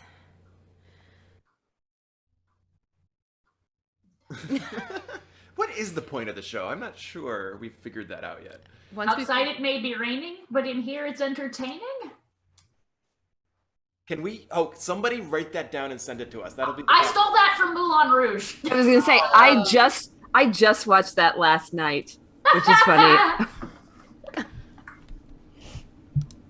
What do we do? Play a game? Playing a game. Okay. Games. Emails. Could we get Strong Bad on the show? Does anybody have any connection to the Brothers Chaps? I mean. If you want, yeah, you have a roundabout connection. I do. Does anybody have a better connection? And actually, speaking of Christopher Bedell, he's going to be back on a future episode when we're playing Maze's RPG. He's going to be our fourth player. Oh, that's awesome. Yeah. So maybe I need to start planning that, don't I? You should start planning a little subtle. How do we get this? Oh. I mean, I think on the we show. just text him. Oh, okay. I thought you had to be manipulative about it and real weaselly. I think Christopher appreciates if you're not. Yeah. Yeah. Oh, okay. When I met at Gen Con, I went up to Strong Bad actor man and he was a brother chap, and one of them. He was so gracious and kind and just had no idea why he was so famous and so popular at that play. He just seemed genuinely. He was really happy. Showing up for his fans. And, yeah. Just excited to let them have that moment with him, and Strong Bad the puppet was there. I was like, can I take a picture with you? I fangirled so bad. Yeah. And then I got Strong Bad to give me a kiss or something like that. Yeah. I was horrified because saucy. He had lipstick on and it was a puppet. I was like, don't touch, but he didn't. I was like, I expected a cheek kiss, mock thing, but he went for full lips. Yeah, he was like, ah. I mean, it's Strong Bad. He would make out. He wants to make out. I got tongue from Strong Bad. Strong Bag does love the ladies, so. Great. The ladies, the emails. Wow, the emails. Oh yeah, I never actually looked through the chat when I asked the chat what merchandise they would purchase. Oh yeah. I had some ideas. I don't know if anybody else has ideas. Does anybody have ideas? But we were thinking like a pint glass or wine glass, something that isn't a shirt because then you have to order in all the things. And also, like, when no one's leaving their house, like, do you need clothes? That's we could just true. be naked, you know? Fly on pants. Maybe like fake tattoos. I don't know. Stickers, masks, balls. Shot glasses. Shot glasses. Yeah. Shots. Beer koozies. Beer koozies. Just the word koozie alone is Do you one all of those use things. beer koozies? I've never used one before. But I know a lot of people that do. I have a friend that like has one in every pocket of every coat and like her backpack, and just she always has one on her. So wow, that's I know for somebody had- with a Franzia koozie. Winnie and Gary said leg warmers. Jimmy, are you gonna wear those leg warmers and send us pictures? Because Then yes, we we'll will make them. you leg warmers. Those are one size fits all generally, so That's true. Socks? You can make socks. What would even be on that, though? There's a lot of questions about this. I don't merch. know. I guess we can stop talking and play the game. Okay. But if anybody has ideas of something fun, yeah. It's not related to the merchandising, but I do want to thank Amanda for the wonderful vector art she's provided. Yes. This is I'm true. loving your new like star wipes, but better, Daniel. Utilizing Amanda's vector art. Wait, is what? this? I don't know what you're talking Star about. wipes? Yeah, you know what a star wipe is? Oh. those special wipes for your butthole if you're a man. What? Because men have stars? No, those are called it's a star wipe for your chocolate starfish. Yeah, but everybody has one of those. That's it's man No, wipes. women those are the don't. ones I'm thinking. Blythe, we've covered Oh. that.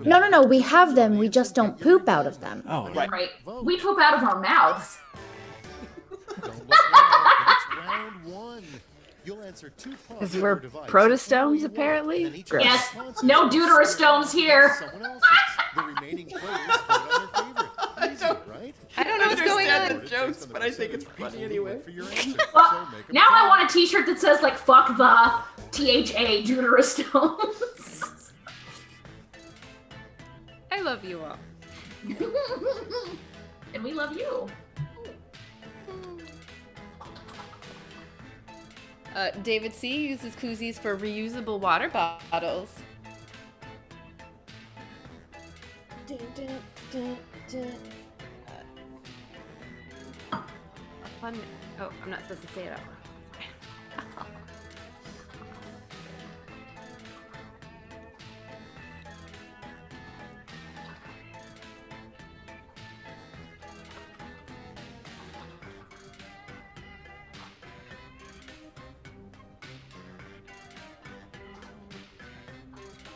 this game hates me. I wish that you could like toggle between the prompts so you're not just like stuck. Because I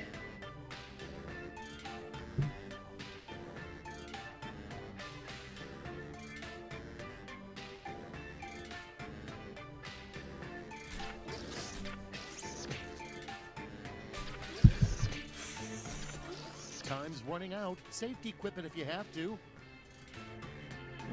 10 seconds. Clips.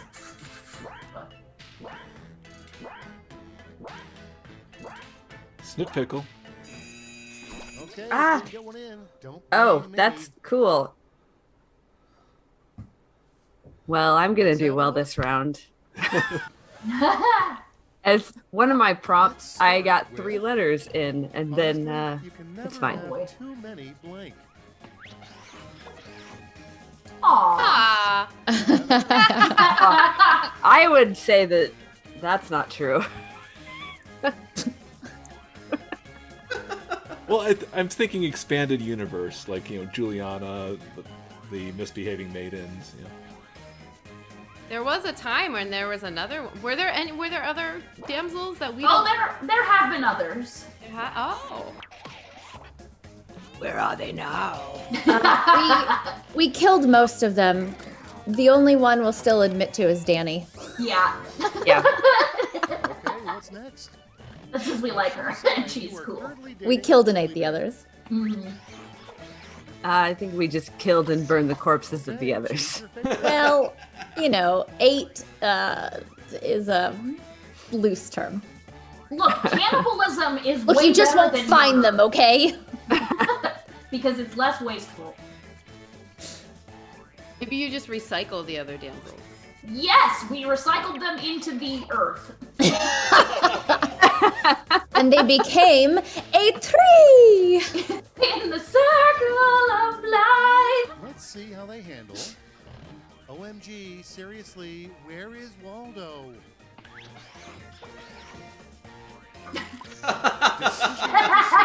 Choose your favorite. Well. Wow. Thanks for coming Diversity. to Quarantinapalooza, everyone.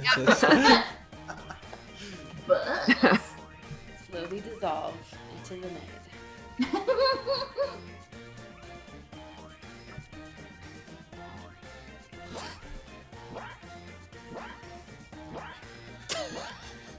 If I have to choose, I'm going with not my butt, someone else's butt. someone else's butt, and that's fair. Next up, Not a poop. fun nickname Not for the worst who. kid on a sports team. Aww. It's voting time. Oh. Who did that? Wait, maybe Daniel did it.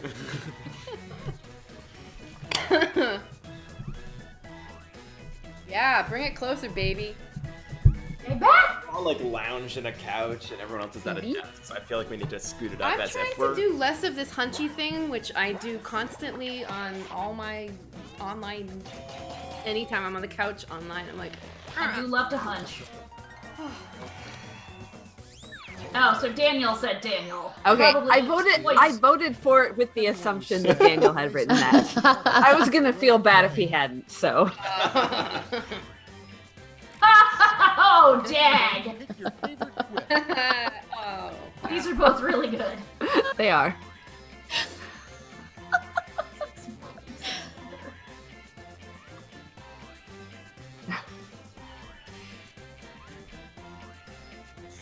One of the mayors of New York City accidentally killed the groundhog during that ceremony some years ago. Michael, I almost put used needles, and then I almost went with a COVID joke as well, and then I don't know why I went away from it, but I'm really glad I did.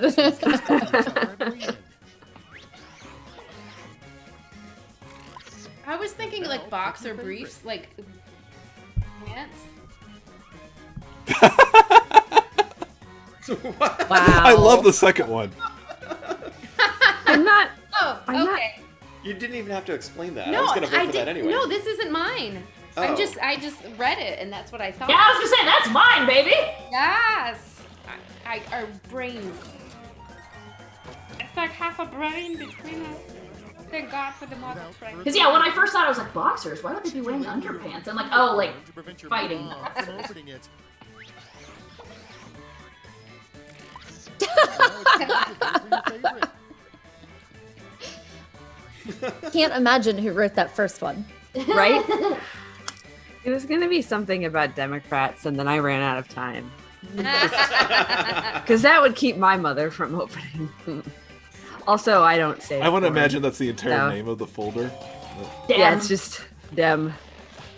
It was going to be something about Democrats, but then I ran out of time. Yeah. It's the entire folder. Yes. You have, what would you call your anti-social network? Twitter. Twitter's Oh. It's showing up though. Yeah. Conscientious pretty good. objector. We made it through round 1 in one piece. Let's see if your score did. I just love that the room code is woof. Woof. Daniel in the lead. Daniel cleaning up. Round 2. Oh, I always, and the points don't worry. are I always so stop dive in the talking second about round anyway. 1 already.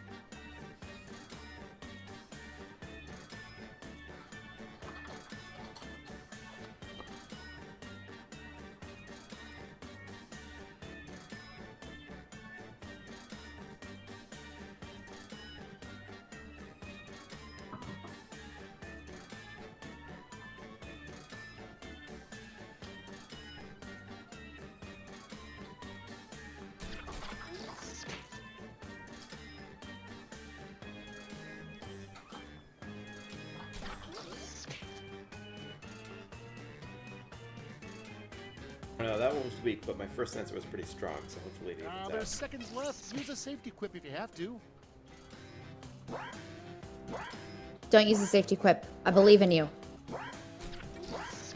All right, everyone. Come on, you guys. You can do it. Go, go, go, go, go. Daniel. Daniel! You're in the lead, Daniel! Okay, let's see what you've learned. Don't fuck this up. And the first prompt is advice this player would get from a financial planner. You Oh, spend boy. too much on blank. Can you spend too much on Smoosh? Can you No. really? Not Can't possible. spend. There's no way to spend too much on a cat. Honestly, that is the most expensive fucking cat. How many thousands of dollars did her eyes cost? And every time she has to have any like teeth work done, she needs a cardiologist Cardiologist. to approve it first, which is more expensive than the third. Is it because she can't be put under sedation, or They have to Let's check keep it her going. heart before they can put her under The title of sedation, the so she most has to get an Bruce EKG Springsteen-y before song that that happens, which doesn't is exist. $700, which costs more than the teeth cleaning, which she had to Now have it done. gets real. Pick your favorite. Whatever. None of the other cats in this house have teeth. Does she really need teeth? We're just lucky she has really good fans who chip in a lot of financial help for medical bills. Oh yeah, no. Honestly.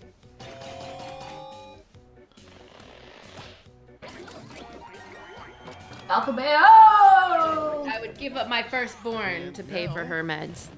Oh, except we're not gonna have a firstborn. So maybe you did. Oh! Oh! I'm not telling. It's a secret.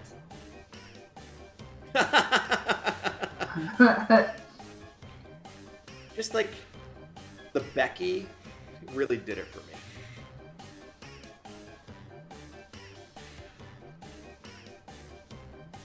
Is it better or worse if no one at the wedding is even named Becky?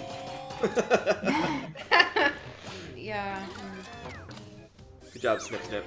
Snip Snip. Sneep, sneep. Moving right Eat. along. Oh, it's you? Yeah. No, it's not you. The cause of Yes, death it is is. both a Oh. tragedy Ooh, look, you're and a Snip Snip. comedy. Never mind.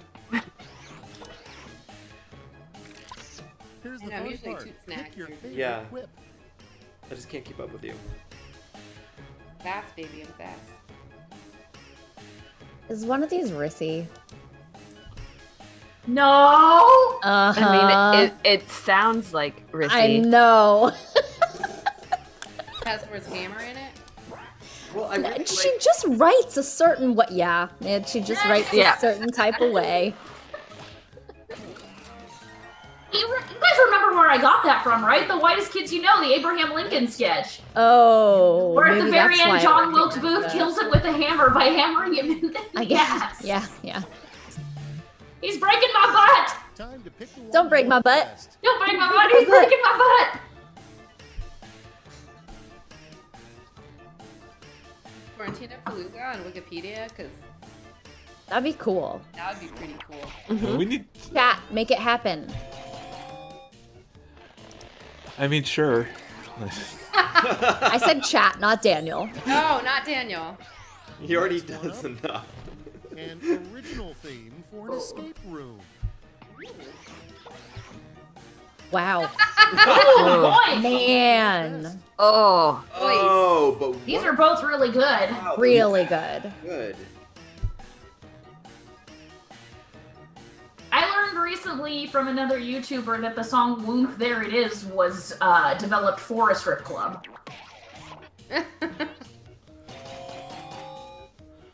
Oh. Well, all right then. Well, That's it would be the awesome. hardest escape room. Yes, it would. The best way to keep someone from I just always feel guilty about voting for things that involve me. What about if it's just about your kids? Decisions. Choose your favorite. Well, okay, that's fine. Oh man, oh this is. What? What? Come Look on. at this photograph. Y'all don't know what Merkins are? Is that what you're telling me? I didn't know what the other one meant. I know. Oh, okay, good. I was Look at this graph. I only know that because it was a joke on Family Guy. There's a character limit. I don't know what I'm marking. What? It's. Oh wow. I'll let one of you explain this. No. Well, Fake Ricky pubic will. hair for a woman, I need to or look- well, men can use them too. It's a fake bush that you wear mostly for like Hold on, acting in Can we period pause this pieces. game for a You can moment? tell a serial killer is trying to be caught when they Okay, so what was Merkin? Merkin. Merkin. So like, I think It's a very expensive purse. Wild West, if you were going to bring a prostitute into certain establishments, they had to be sure that she was old enough to be a prostitute. So they would check for pubic hair. And so a merkin was like fake pubic hair, so you could prove that your child prostitute was a woman. Am I wrong? Oh. I've only heard of their use in modern context, which is generally actresses who have, 21st century pubic hair, playing parts in like movies set in the 1960s and shit, where, a full Brazilian wasn't really a thing. So you gotta have a bush. That's how I know what a 21st century. But it's a vagina wig. Okay, thank you. There you. That's all I need. Vagina wig. It's when you're shaved, but you need to not be. Yep. Cool. Okay, This is the everybody. pick educational your portion favorite of whip. episode 48.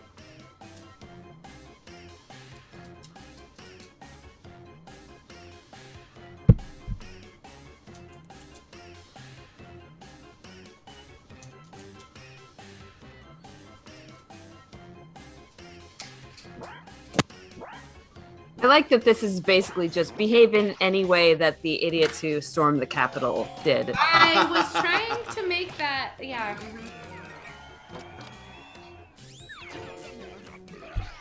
Look at me committing a heinous crime. All right, let's put a Well, the cap- Etsy, God. the Etsy My shop on the favorite- business card did make me think like Batman villain.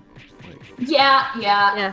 I think my favorite of the idiots in the Capitol riot was the guy who was like, well, our intent was to go there and do violence to people, and that's what we did. We wanted to commit violence, and we committed violence. that requires What is that? It's like, you can't know somebody's intent. Maybe they just got swept up in the moment. No, like we went there to commit violence. oh yeah, Legal Eagle's breakdown of it was great in that sense. Yeah, that was amazing.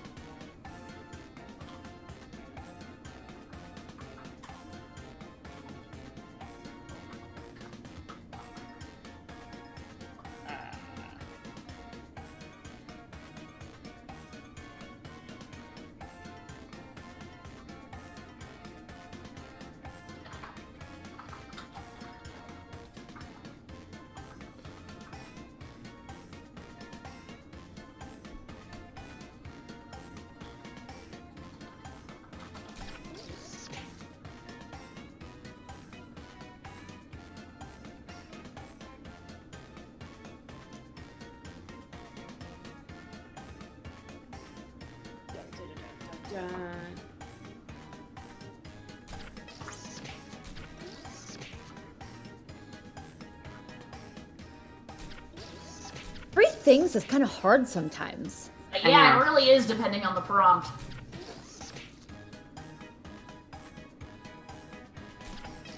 Very bad at this. Better than the comic with Just the a few bear. seconds left. Oh, yeah, no question. Right. Let's see what you've done. And I do like that it's not The three all of things us you better not bring to a knife Yeah. fight, chump. against each other. Yeah.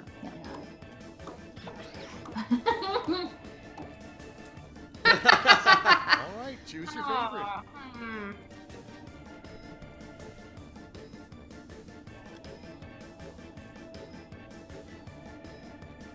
I mean, The only thing better than that guy from the Capitol riot was when one of the members of the band Cannibal Corpse committed a crime and the local police raided his house and it was full of guns and skulls and then you look at their catalog of music and like one of their songs is called I Have Guns in My House in parentheses for murder. A sloth has.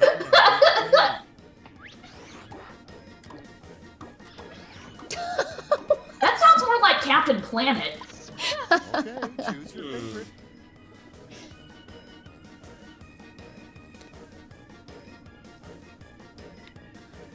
That's our Voltron. Yeah.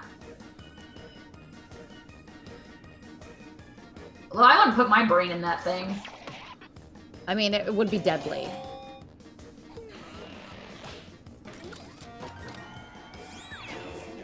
I mean, I just voted for that because I just learned to eat Three lichen. things you should never. Well, no, wear they on actually, their fur has it.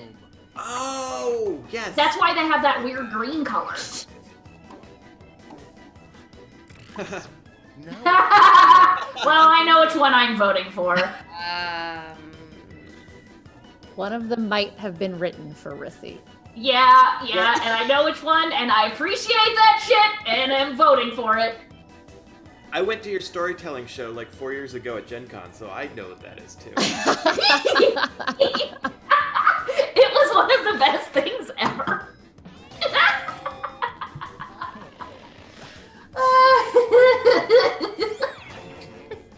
It's not alive. Saddest three-word story. And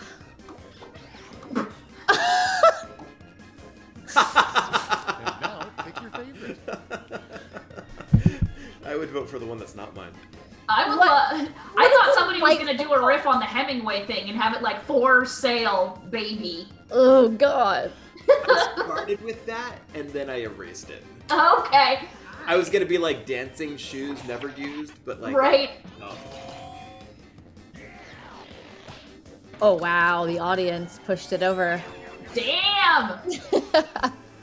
They like buttholes. Wow, this is it. I mean, Final who scores. doesn't? Who doesn't love a good butthole? I don't. Oh, you have standards? Well, do you love bad buttholes? I don't What? really. I don't know. I just Rissy, well, That happened.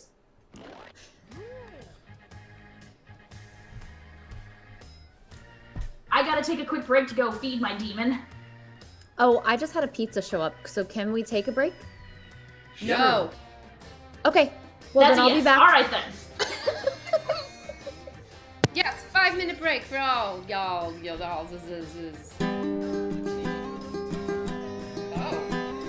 ready. Ready with that. Daniel's like, you're coming undone. Fear in your lungs. Where did the sun go? It's April and you need to run. All stuck inside, losing your mind. You have a child, though, and there's not enough wine. If I could, I'd be by your side. Till then, you can just scream at the sky. Thank God for machines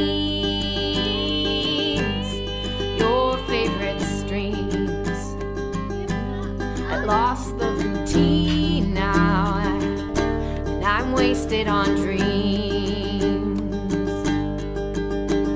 If you could, would you give me your hand? This life, it's just not what I planned.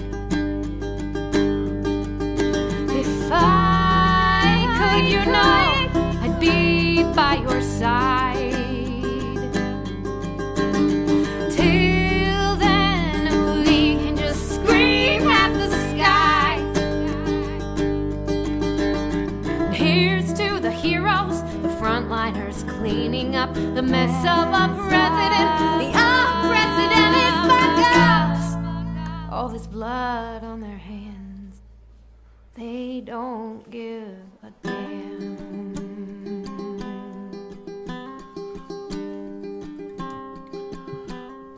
Back to your room, back to your school. All of the rules are lost like yesterday's news. If you could, would you give me your hand? This life is just not what I planned.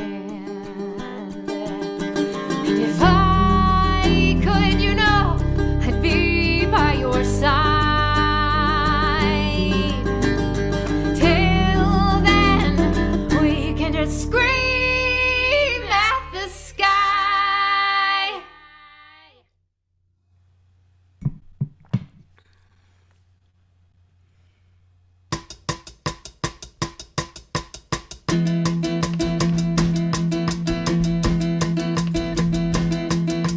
Somewhere a voice is singing, somewhere a hand is hanging on. Everyone's sick of sitting, staring at screens and waiting on all those promises they made. I'm so sick of this charade.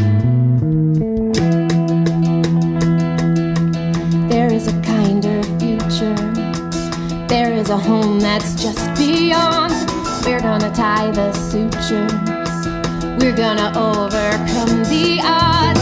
All these promises we made, looking forward to the day when we can touch, when we can love, when there is hope that we can cling to. Somehow the drops will never be enough. I need a song that I can sing to.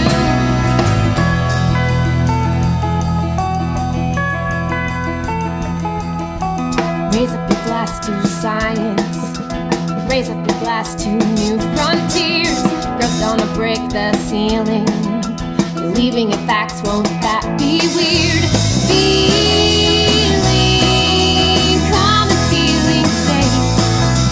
Our fears finally start to fade. When we can touch, when we can love, now there is hope that we can cling to. Somehow the drops will never be enough. I need a song that I can sing to. Oh, oh, oh, oh, oh, oh, oh, oh.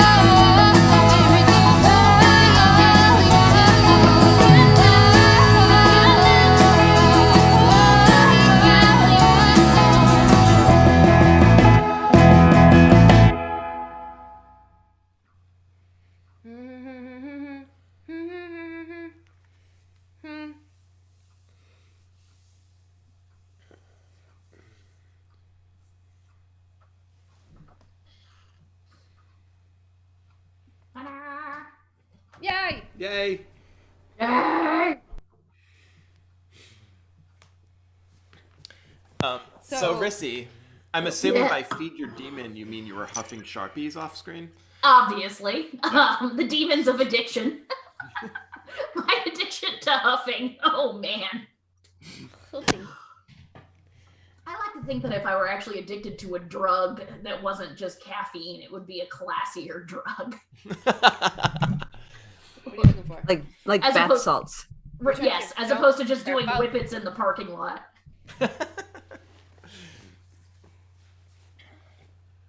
All right, we have some room for some audience humans or I mean, cats at least or whippets dogs. would be cheap Or and goats. easy to get hold of.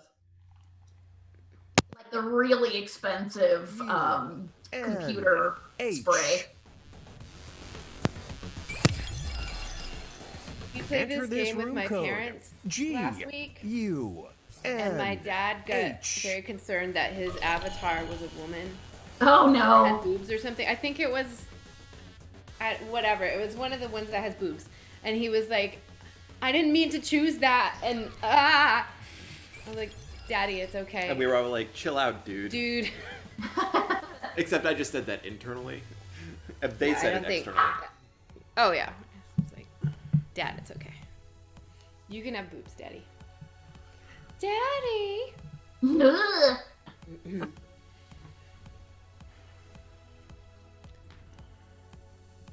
So the question is when I finally get your Snip Snip Hooray song up and off onto the charts, I have to make a music video, and I'm not sure what to do with that yet. I told you, it's all balloons that are shaped like balls. There's just What pairs of balloons balloons. are those? I don't know, that's all I got. Let me know if you need any props for it. I can see what I can make and send your way. So Maybe a companion puppet to that penis puppet? you let me know. Maybe just I can like make it. sperms? Maybe like something with, maybe more like swimmers. Like, because those are kind of cute. That's actually true. Like, What about a bunch of giant carnivorous sperm? With big mouths? Yes, I mean, I guess. Giant evil tadpoles? that would be fairly easy to make. So Right? I think that would be fucking hilarious. Oh, But they start Sperm chasing puppet? you. Yeah. Like, dum, quick, dum, quick, dum, quick. dum. Yeah, and you could stick your hand in them real easy and just have the tail dangling off. I like this idea. I do. It turns from like a comedic song into then it goes into like horror with them chasing you. I'm on the You're ground. like running There's, like, through the blood woods, coming out of and the me. sperm is just like walking, Oh, but still catching up. So maybe a sperm puppet and just like walking around with a sperm puppet chasing me. Yeah.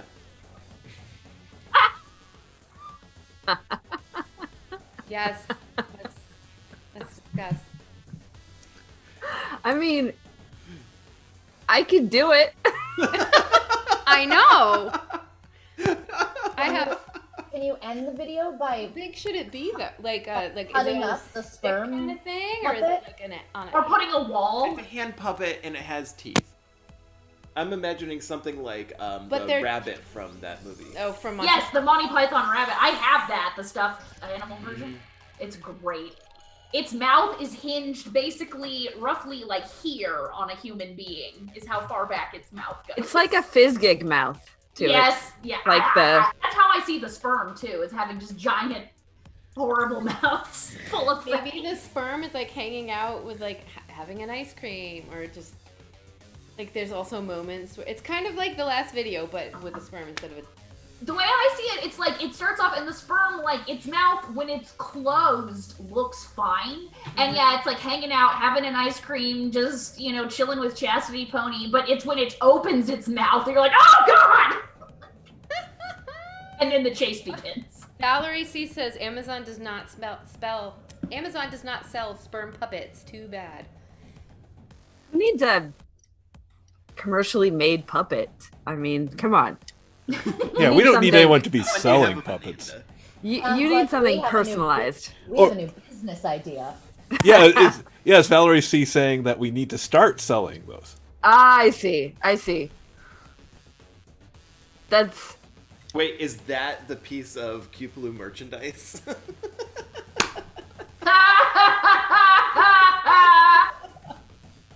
I knew that we'd get through it by the end of the episode. If I put it out there, we would put our brains together and brilliant.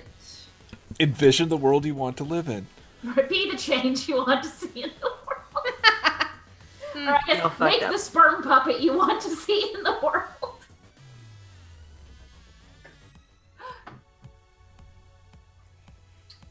Oh boy. So in theory, we've got somebody joining, but Who's they joining? haven't finished Chop, here. chop, joiner. Get...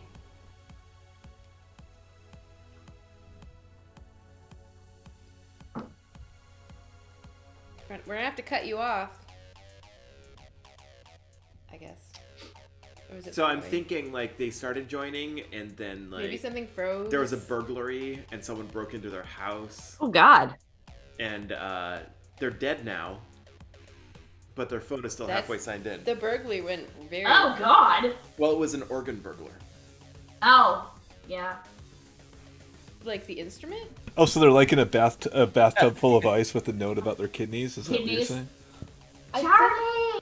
I think if you just start my the kidney. game, it'll probably auto pick for whoever that is. Yeah, we were just trying to give them a. I think it's just going to kick Had them their out. chance, But Daniel. It was Ballard. Now they can go fuck themselves. Not really.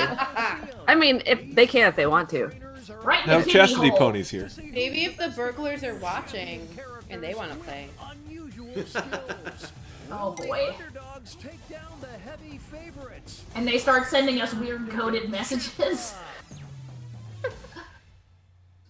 And then we solve the Oh crime. god. In this show is first gonna step, the trainers will be prompted to draw and I have name guns in my a house particular type for murder. of champion character. They'll be equipped too. with 2 tools, a pen Ooh, for yeah. drawing, and a thick marker for coloring last time I in. swung a kettlebell. Once a character is drawn and named, I'm glad you're over the it kettlebell can thing. be You always just hurt submitted. yourself. No, but I timer's been feel set. so Off we smooshy. go. Like I like the. Yeah, but. Ugh.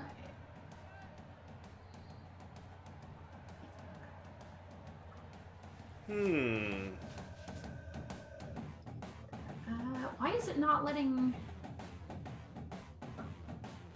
Come on. There we go.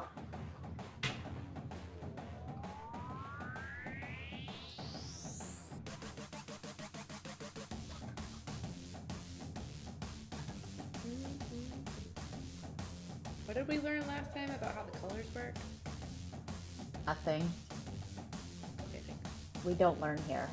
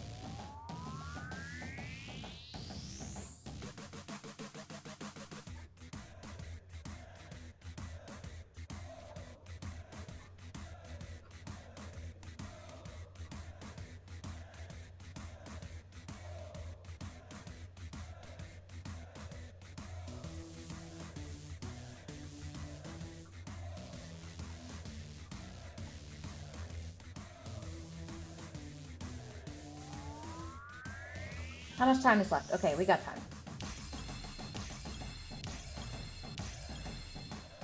Not a lot of it, but we got it.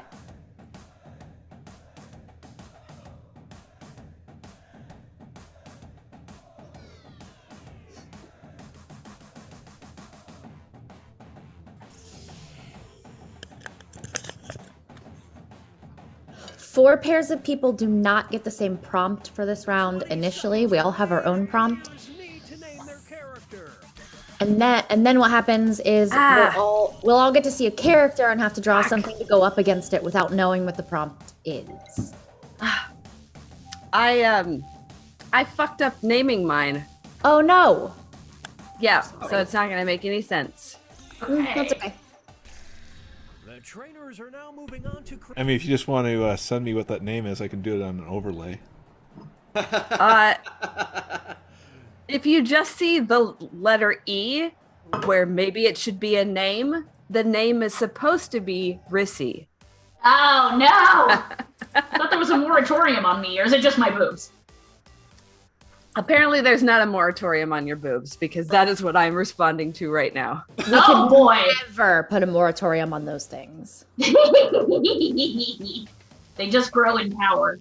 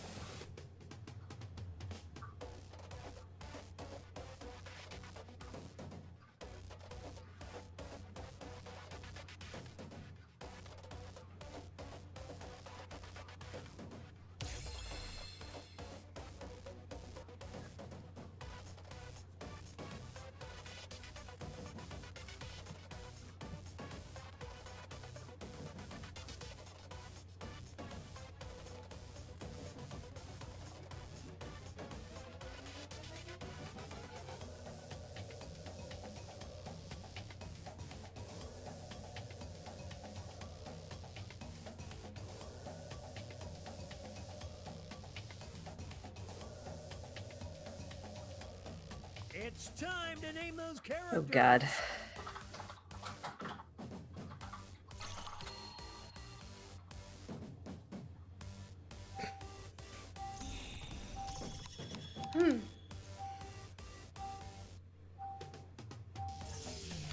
Wait, did that do? I don't know if that got my name. Damn it.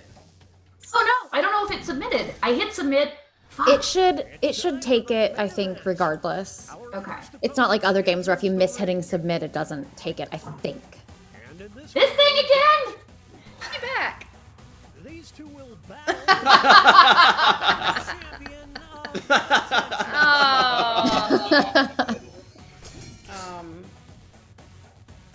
Here we go. Someday you guys are gonna have to give me the details on these cats. So I actually know what's being talked about. You know you could just follow Sarah. I do, on Twitter. I don't know. She doesn't really. I don't do most of. I follow both of you on Twitter. So much cat stuff, I guess, because it's mostly words and opinions. You want cat stuff, you need Instagram. Yeah.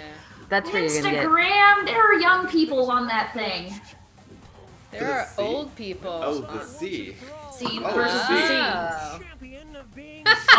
Ooh. What about the CNC factory? Ah. Dance now. Dun, dun, dun, dun. So if you click over to Club Smoosh cam right now, literally knee is on that cam on the chair. That's it. She's also the obnoxious one that always is usually often on our laps during the show at some point. Okay. She makes a lot of noise. That's a really nice beach. She has no teeth. Now entering the ring. And opposing. Marker huffing. Yeah. Okay. I approve of this. I approve. Sharpie. I mean, why can't I vote for both?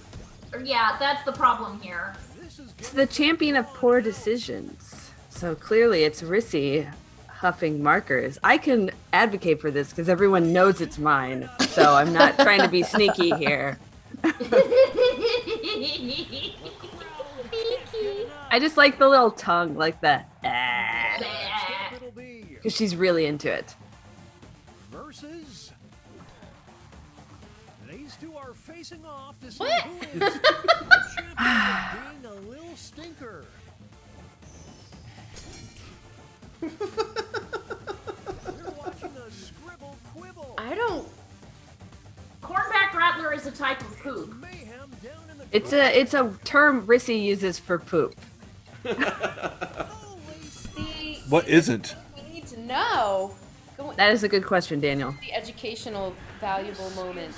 Here. scene here, folks. Well, if you followed her on Instagram,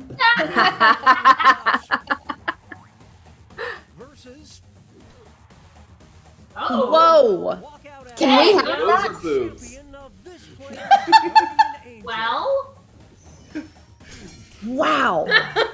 hey. That's incredible.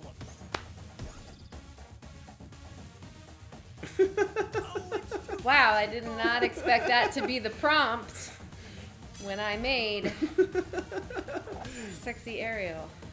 Wow. Pretty impressive. That's What because happened to the left nipple? It's like some weird, like. It's like Yeah, piercing. sometimes the colors don't actually come out the way you submit them. It's very weird. Triangular nipple. Only one of them can be I don't. the champion of not giving a Well. crap. It's Justin. Oh, They're trading oh, punches. Justin. I know that guy. He's like on Every his time- phone. He clearly doesn't give a crap, so. Yeah, he's definitely over it all. Yeah, I You feel can like tell. Nip Pickle gives all the crap. Or all in. He is also on a toilet, but I didn't get to finish Is the so bottom. popular. So he is giving a crap. Here's our next competitor. You don't know. He's holding his phone, so he's probably like, it's Wait. taking a long time. How is that Competing to be boob Like looking singular down, this like. player's fan Is that what they look fiction. like when you? of my fan fiction? Oh. Maybe it's like an. Y'all area- don't know anything about my fan fiction. Thank God. Yes. Drone view. Believe what I'm seeing. It's also singular, so is it like fractals? I was gonna say, yeah, boob fractals is what you got going on here. My fan fiction would involve a lot more Admiral Thrawn. The crowd is simply going crazy for this trainer. So you're really into Thrawn fiction? Obviously. Ooh. Is that news? Did you listen to the Dork Podcast? One of them will I was just going for Have the you- pun. the champion of Oh, oops. Well, Wow. Wow. I really love Beefy Man Dog who fears not. I hope Beefy Man Dog comes back later on because Yeah. Yeah, because I Beefy Yeah. Man can't Dog. remember that with this prompt. But that is a Yeah. beautiful, like, Yeah, 100%. the picture. That's a beefy dog. I That is a- believe that he doesn't fear anything. Yeah, I'm glad you guys like my beefy man dog. I sure We do. do. as we head into halftime.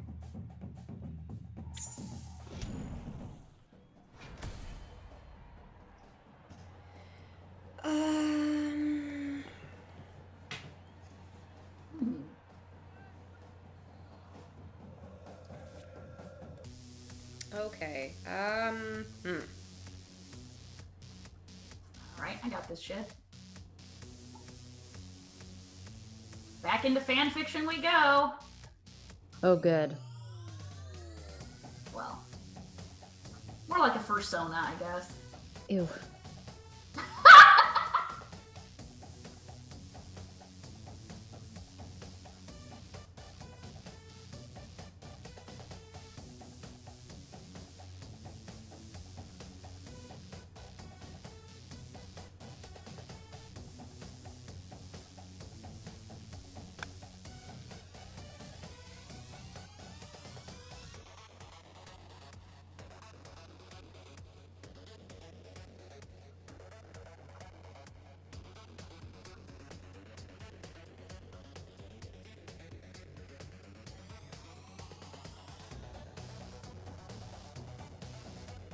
This is, boy, this has gone awry.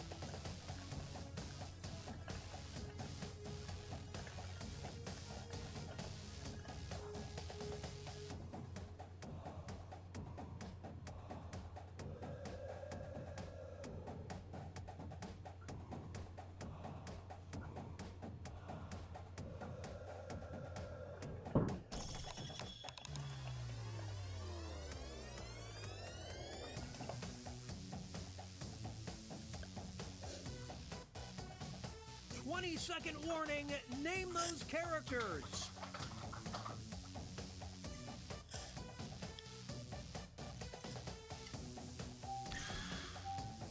Whew, just in time.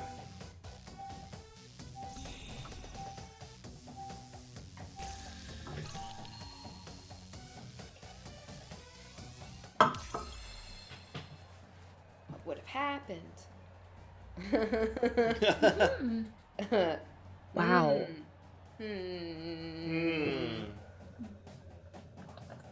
Nope. Reject the offensive response. Find something Depends. better. Oh, is that just you channeling your dad? Oh no! Jesus, fuck no.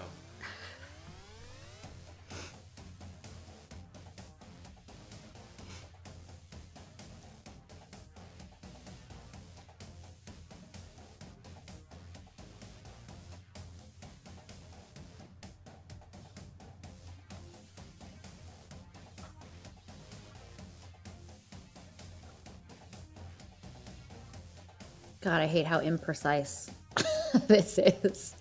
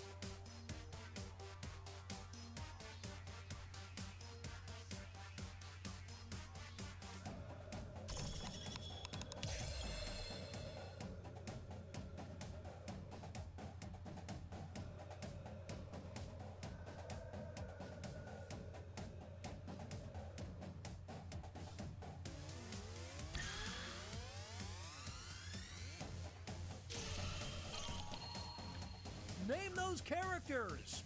Okay. 15 seconds, depending on your delay.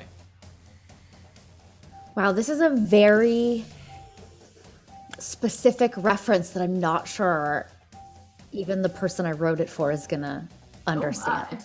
'Cause I'm not sure if it's... That's fun. I'm not sure if it's used or if this is... we'll see. It'll be fun. Will be fun. My very specific reference last round, the pink corset, that only Valerie understood, didn't work. Oh, well, there you go. Will be cumulative.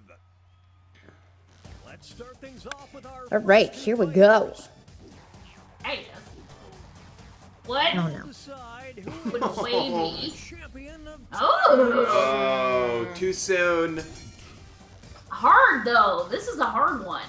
Although, I mean, it's the same answer. Also, I thought we had a moratorium on Trump. I mean, it's kind of the same, but I actually think Trump as a baby would be even more tyrannical, or like when he said his most baby-ish. My point was he is a widow baby. Little baby. Twomp the widow baby. But I love that balloon they have of him in Scotland. Oh my Big gosh, yes. inflatable, yeah, like so incredible. No other characters coming out to play? Dog. No beef dog. Well, no. Neither of these is mine. No. Twomp the widow baby. Little baby. Notice how his face is yellow, but it's tan, but the rest of him is not. It's fish belly white. Pistachio Jim. I'm loving this already. Wow. Oh, so good. Yeah. 1%. I love Pistachio Jim. I do too. Yeah, I like his Elvis bouffant. Champion of Insider trading. Oh, wait. Did somebody draw Martha Stewart? Hold on. I'm gonna say it's probably the peanut. How did he get so rich? Put him in for the bonus. Look at her boob. It's got the weird triangle. Sure, but I don't know what that has to do with stonks. It's winking at you. Maybe just one nipple is pierced. Yeah, that was my theory. Oh man, I should have done that. You kind of did. No, Yeah. no nipples. I should have. Here's our next matchup. Shirtless Steve. Oh God. Champion of Business casual? I guess Miller High Life is, I don't know. That's a weird business casual environment. Maybe like business casual in Mississippi? Yeah, fair. things. The champion of getting their daily fiber. I don't think it's either of these. Find out. I mean, technically Miller High Life as a beer has some carbohydrates in it. That it's not fiber though, Rissy. I don't know if you know what fiber is, but it's not beer. I'm just in terms of like a really hard decision because neither fits. One is technically a little bit closer. Coming through again. I mean, I guess it's probably made of fibers. Rissy, the 4 food groups are not sugar, salt, fat, and beer. Wait, what? Obviously, I mean, I don't even like beer. It's time for our next The Breakfast Club reference. Did you just sniff me? No, I gave you a bump. What? Oh, okay. Oh. I wasn't checking if you needed to shower like sometimes. Just on Mondays after I get back from the fish seal factory. incredible. It all comes Wow. down to this next match. That's really scary. Yeah. Sperm. Champion of Match.com. Oh. Now we need Ariel's boobs. Yeah. Right? That was below the belt. Really? Me? I definitely went for the giant bloodthirsty sperm. Oh well. Yeah, but if you've been snipped, like, and that's on your profile, that seems pretty. I don't know. I have no idea. Is that a bonus? Actually, not really. A lot of people on dating sites are really desperate for babbies. And if you put that you're child free, they will start messaging you with why? Why don't you want my beautiful children? Sound like you speak from experience.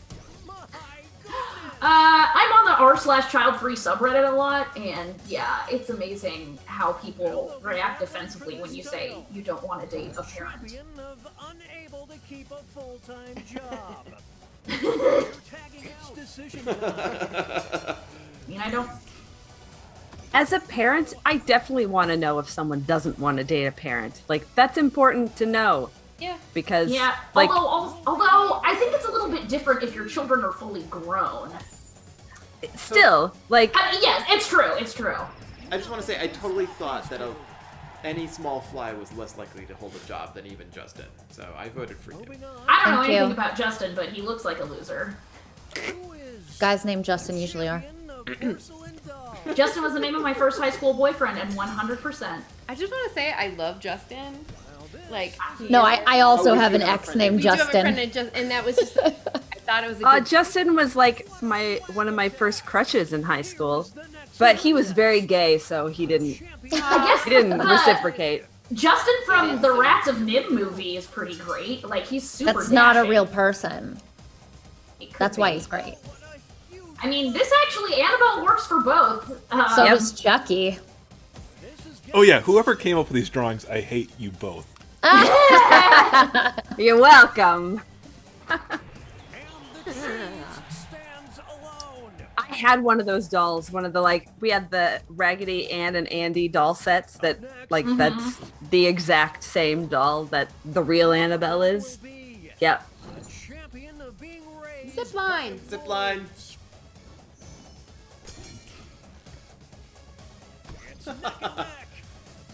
I really. An actual The hyper literal. Yeah. Yeah, I appreciate that.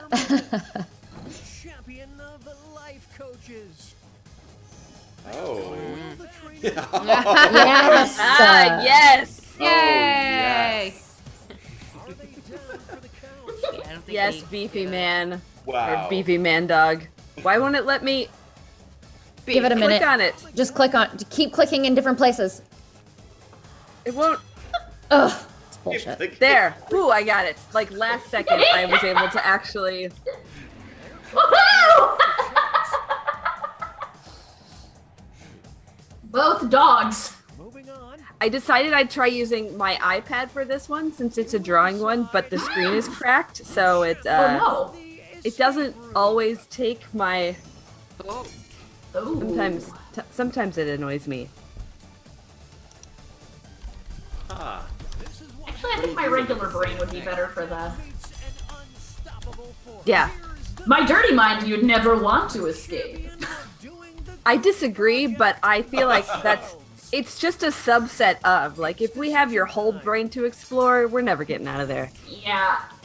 Also, I ended up having to do every group project by myself because I was Yeah. never in a group with Amanda. Surprising? Yeah. Not at all. Amanda, if you and I, it's like you never have the smartest kids in the group in one group.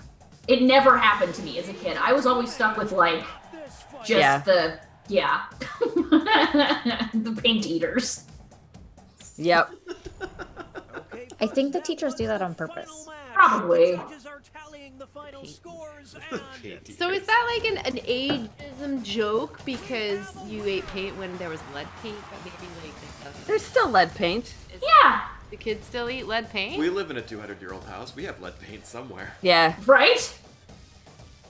Also, I think it just represents the, like, what are you doing, you fucking idiot? Why are you peeling paint off the walls and putting it in your mouth? That's the stupidest possible way to interact with your environment. Also, a lot of toys were painted in lead paint, and kids put toys in their mouth, so They it's do. not like... Also, a lot of toys throughout the 80s were made with all of the most horrible plastic shit that's banned now, BPA and shit, so there's all sorts of things kids could put in their mouths that could make them dumb. And if you're eating glue, it's like, what is wrong with you? Just gross. Yeah, when you should be spreading it on your hand to dry and then peel Dry off and like peel a it Peeling it off. Or Yeah. using it to catch houseflies. My pencil case was full of A fucking glue! my own palm. Yeah, why would you eat perfectly good glue? That was a weird thing.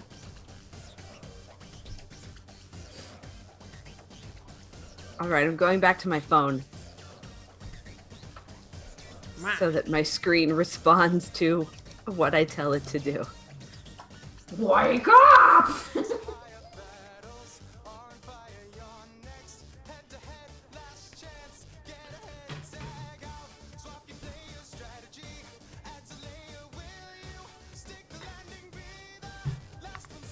Is it quick bathroom time?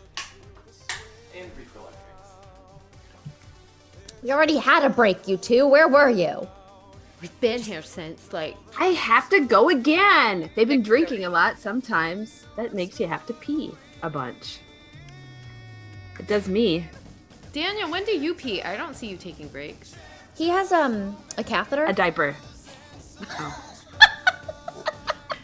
A diaper made of catheters. He actually just has a giant bucket that he just has like sitting underneath him just out of frame. And he just mutes himself and pees and then He does mute himself sometimes. I have seen that. I mean we never see him below the waist. He's never wearing pants, so he's Turns just like out, Winnie Daniel the doesn't Pooh in even it have all the legs. time. Oh shit! Actually, I think Daniel does have legs, but they're like mechanical spider legs, like he's a cyborg. So that explains how he can be all over the room at the same, time, right? He's playing with his legs and crawl up the ceiling and shit. They're actually other hands, so they're doing things out of right. Right. So Basically, we've turned Daniel into a sex god.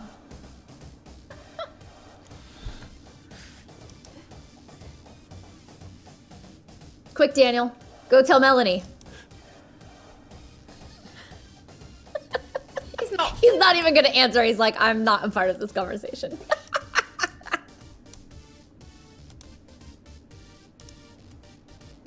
Okay, I am. I'm sorry.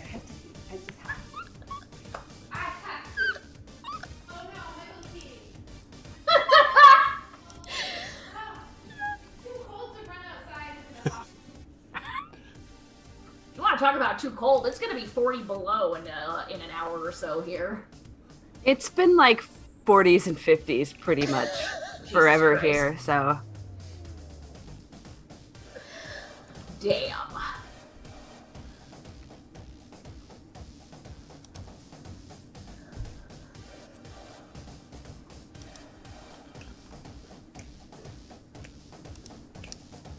Do I have time to go get a glass of wine? Yes. Great. Okay. I will be also right back. I'm not going anywhere. So, you're welcome, friends. Or I'm sorry. Or both. How about you, Daniel? You doing okay? Oh yeah. Do you need a bucket break? No, I'm fine. Okay.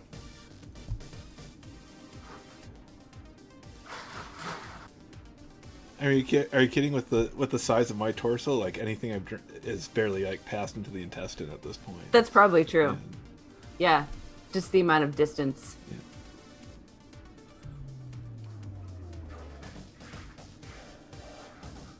Hello, friends.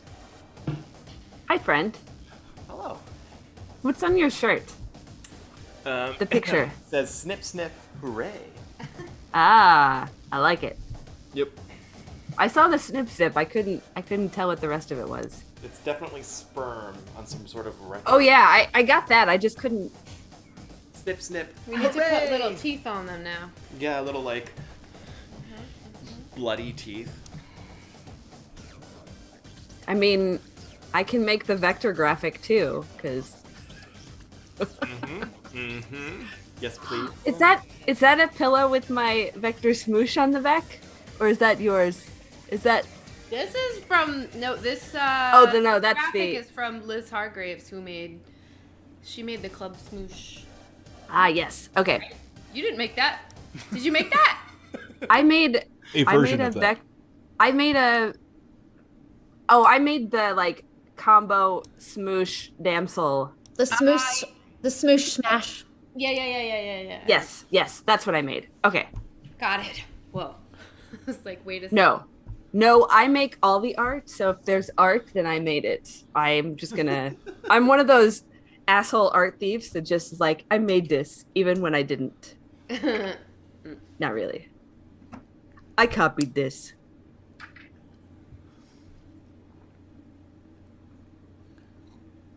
Who are we waiting for? Oh, Rissy. Got it. She's feeding her demons again. Again, man. They hungry. Yeah. Do you think it's just like a whole fistful of Sharpies or like one at a time? I guess you just do a fistful. That's quicker, right? Yeah, it's just efficient. That's a great album title, Fistful of Sharpies. Isn't that a Western?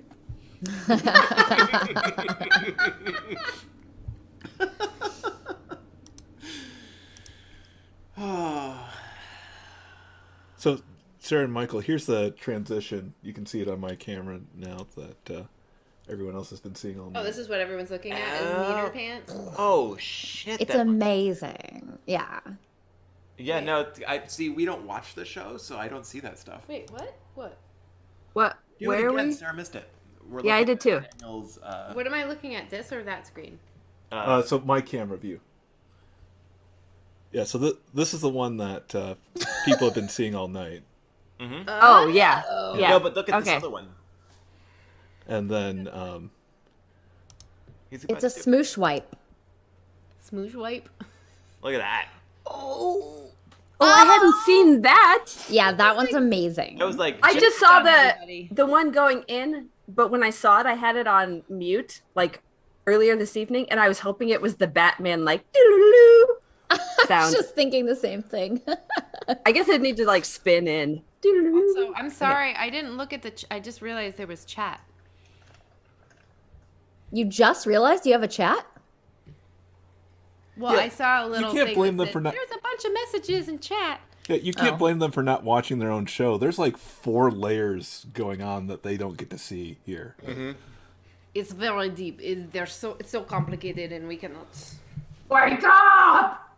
Wake up! Oh, Wake up!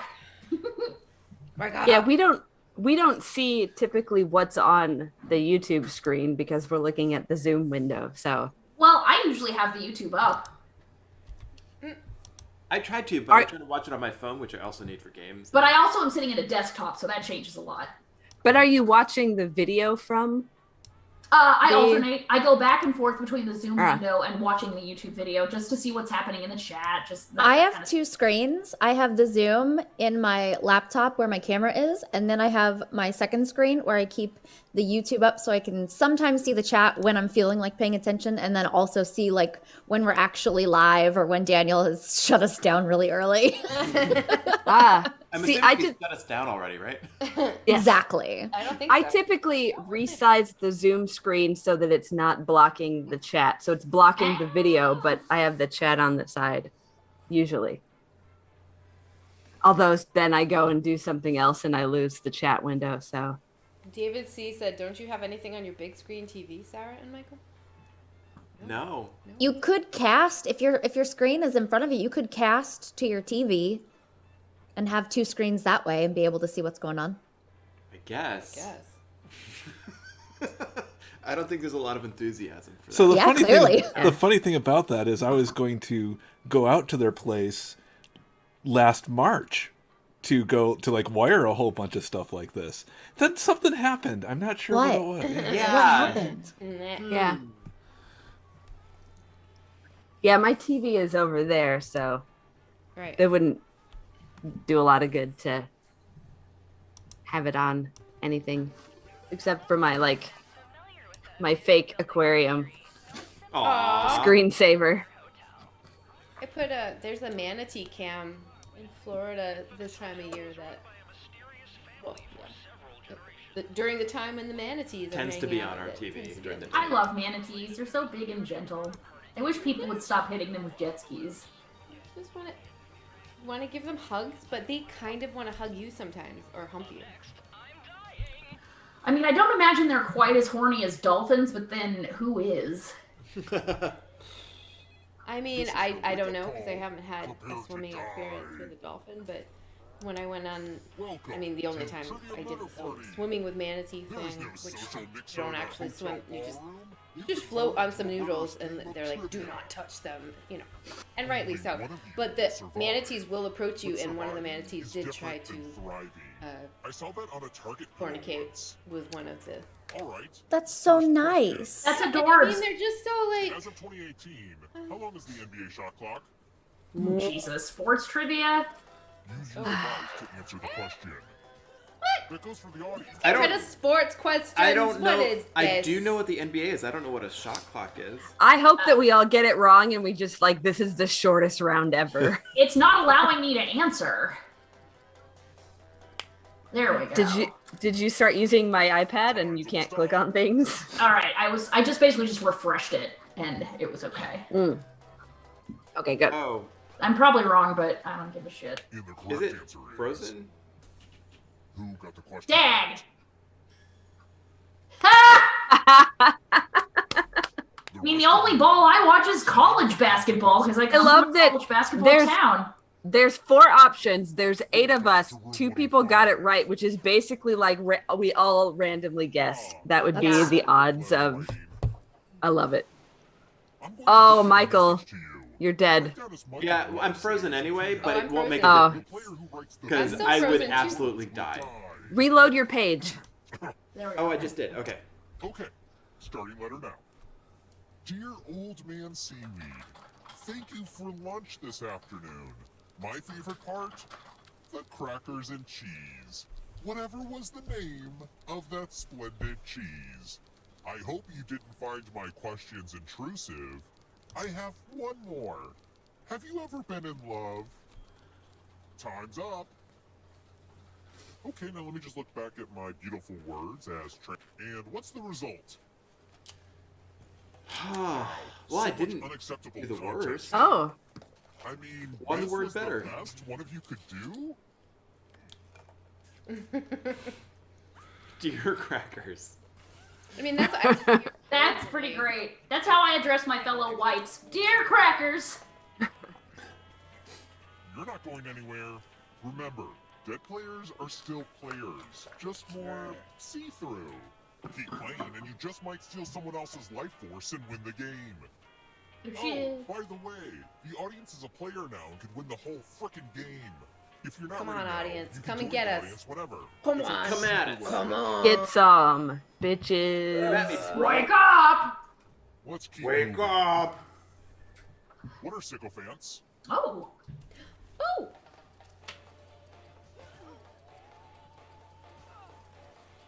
I had a freshman English teacher that made a big deal about this word, and now I remember what it is.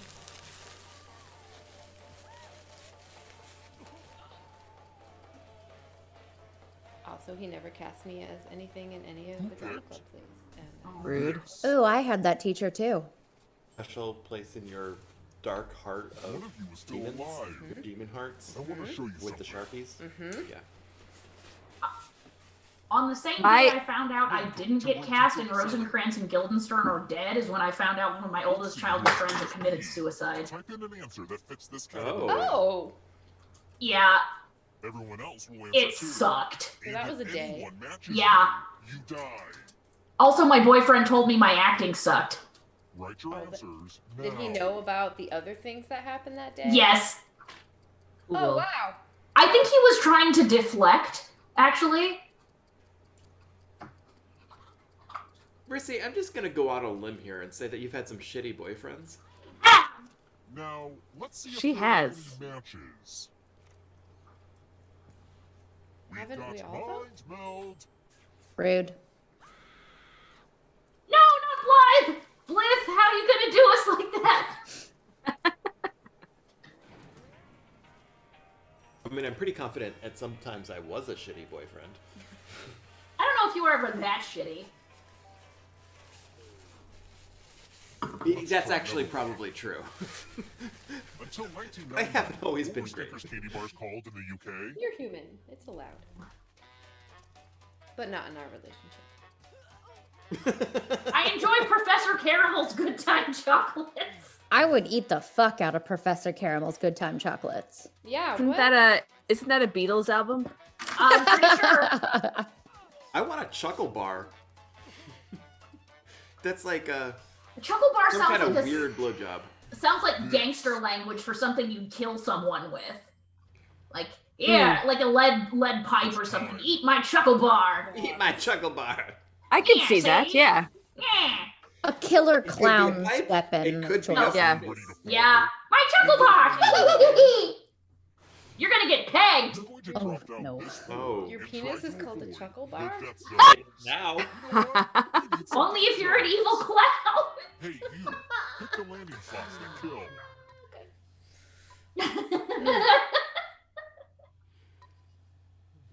In that case, my vagina is called a chuckle bucket. Yes. Mm. Okay. Let the games That's begin. amazing. Pick a spot to drop from. Did Daniel cut us off yet? No, sadly. I made this board in shop class.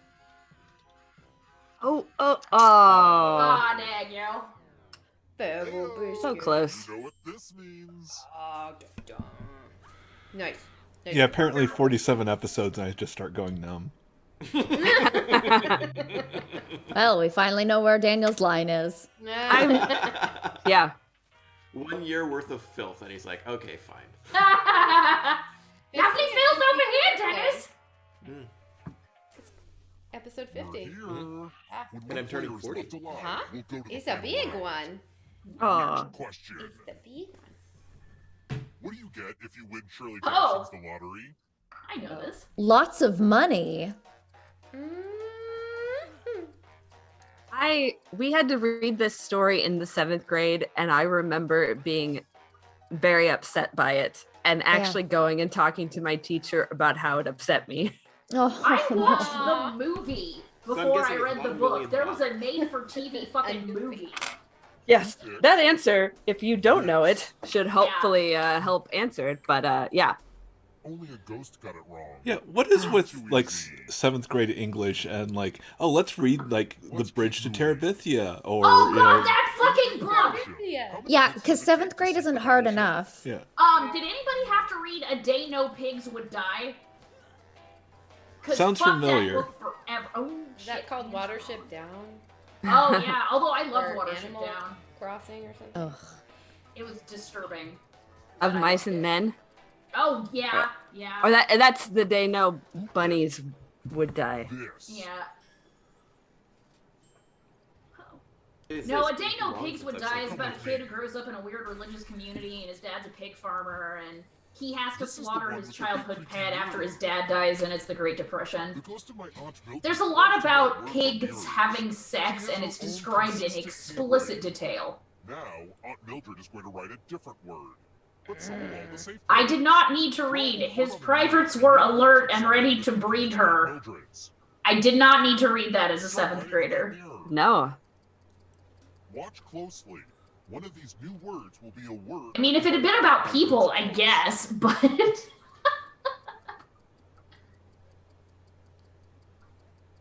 Chuckle bar. So many convincing words to choose from. Now, type the word that Aunt Mildred wrote. Where the red fern grows. That was another one too. Yeah, that was grade school for me, though. That was like 5th grade. No, we did it twice, 4th and 5th grade. So many tiers. And to the right.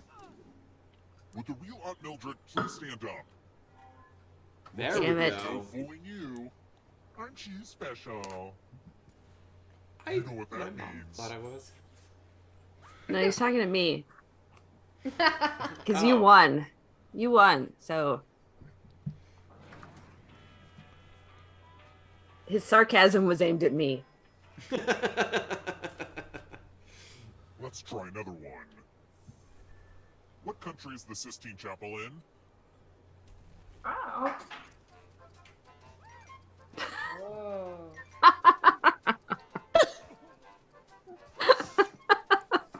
How Well- sprightly the music Did is. anybody else I'm have enjoying to- while you're laughing too, and Anybody else have a teacher that made them diagram sentences like a lot? Oh yeah, that's how I learned what gerunds were. I love gerunds. I never had that. This.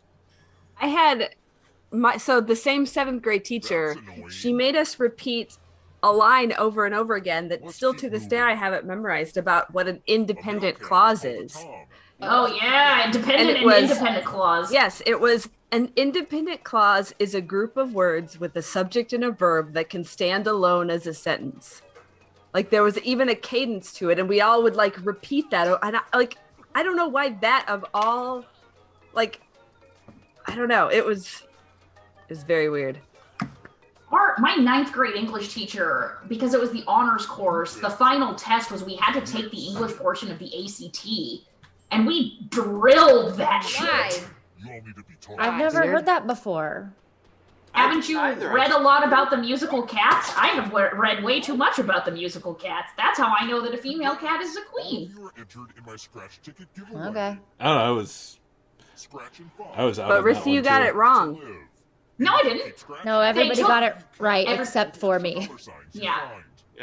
Yeah, But because there's 3 of us still alive, they need to narrow Ah, it I down. see. I'm frozen. Okay, there we go. Get to scratching.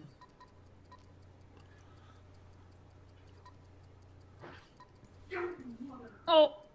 Ooh, wouldn't it feel good? God damn it. That losing ticket. Come You should have on. just There's a lot of stopped. skulls on there, huh? But we're all dead now.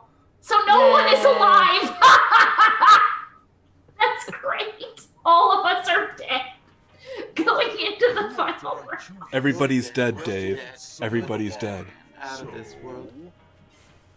See, having the most What? time is good Rissy's for alive something. again.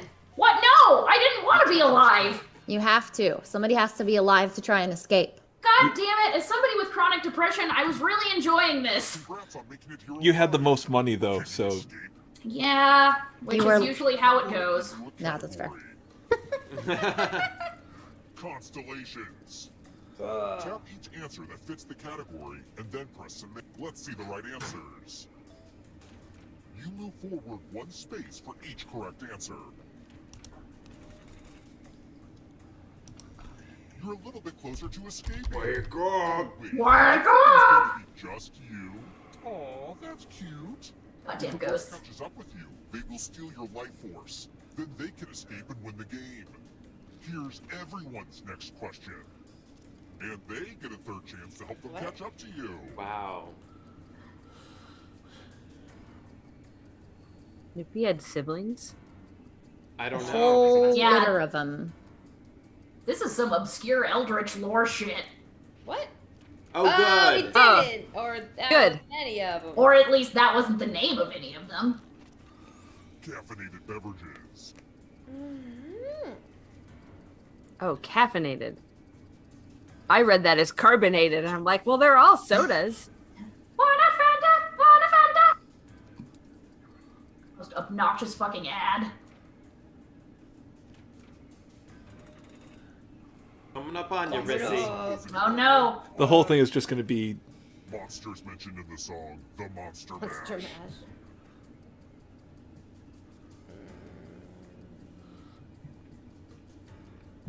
I know this way too well, having sung that song a lot. Really? The one time we don't have Kim Smith here. Smith is on a Don't boat. fall behind. Bringing Oh home shit! No, she's bringing home the scallops. the Are you scallops. afraid of Or the she's dark? bringing home the data on scallops. Scallops. With their eyes. Synchronized swimming positions. Oh, Lord. Oh, man. Just gonna go with that. Time is almost up. I have no fucking clue. Okay. Alright. Yeah, she would. I had a friend that did synchronized swimming in You are college, like and they would put shadows now. gelatin in their hair. Just Taller than the Eiffel Tower. that's what I took away from synchronized swimming. Was gelatin.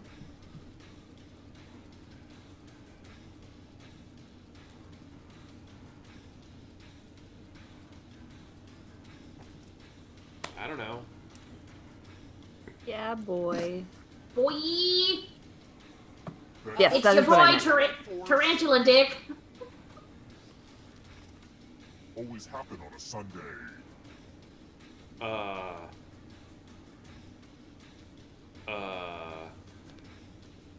This is when it's handy to know your holidays. I don't You know make my fun of me holidays. because I know my song. August doesn't have any Holiday. holidays.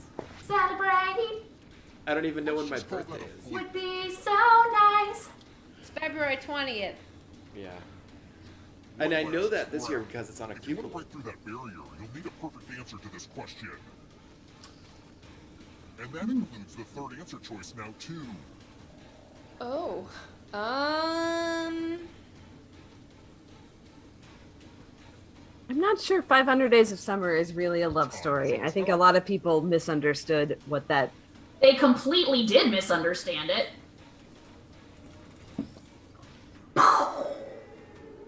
Oh, freedom! Freedom! Yeah. Freedom! Well done. Freedom! Thank you, Blythe. That's the first time I've ever won this game. Well, Local man loses bet.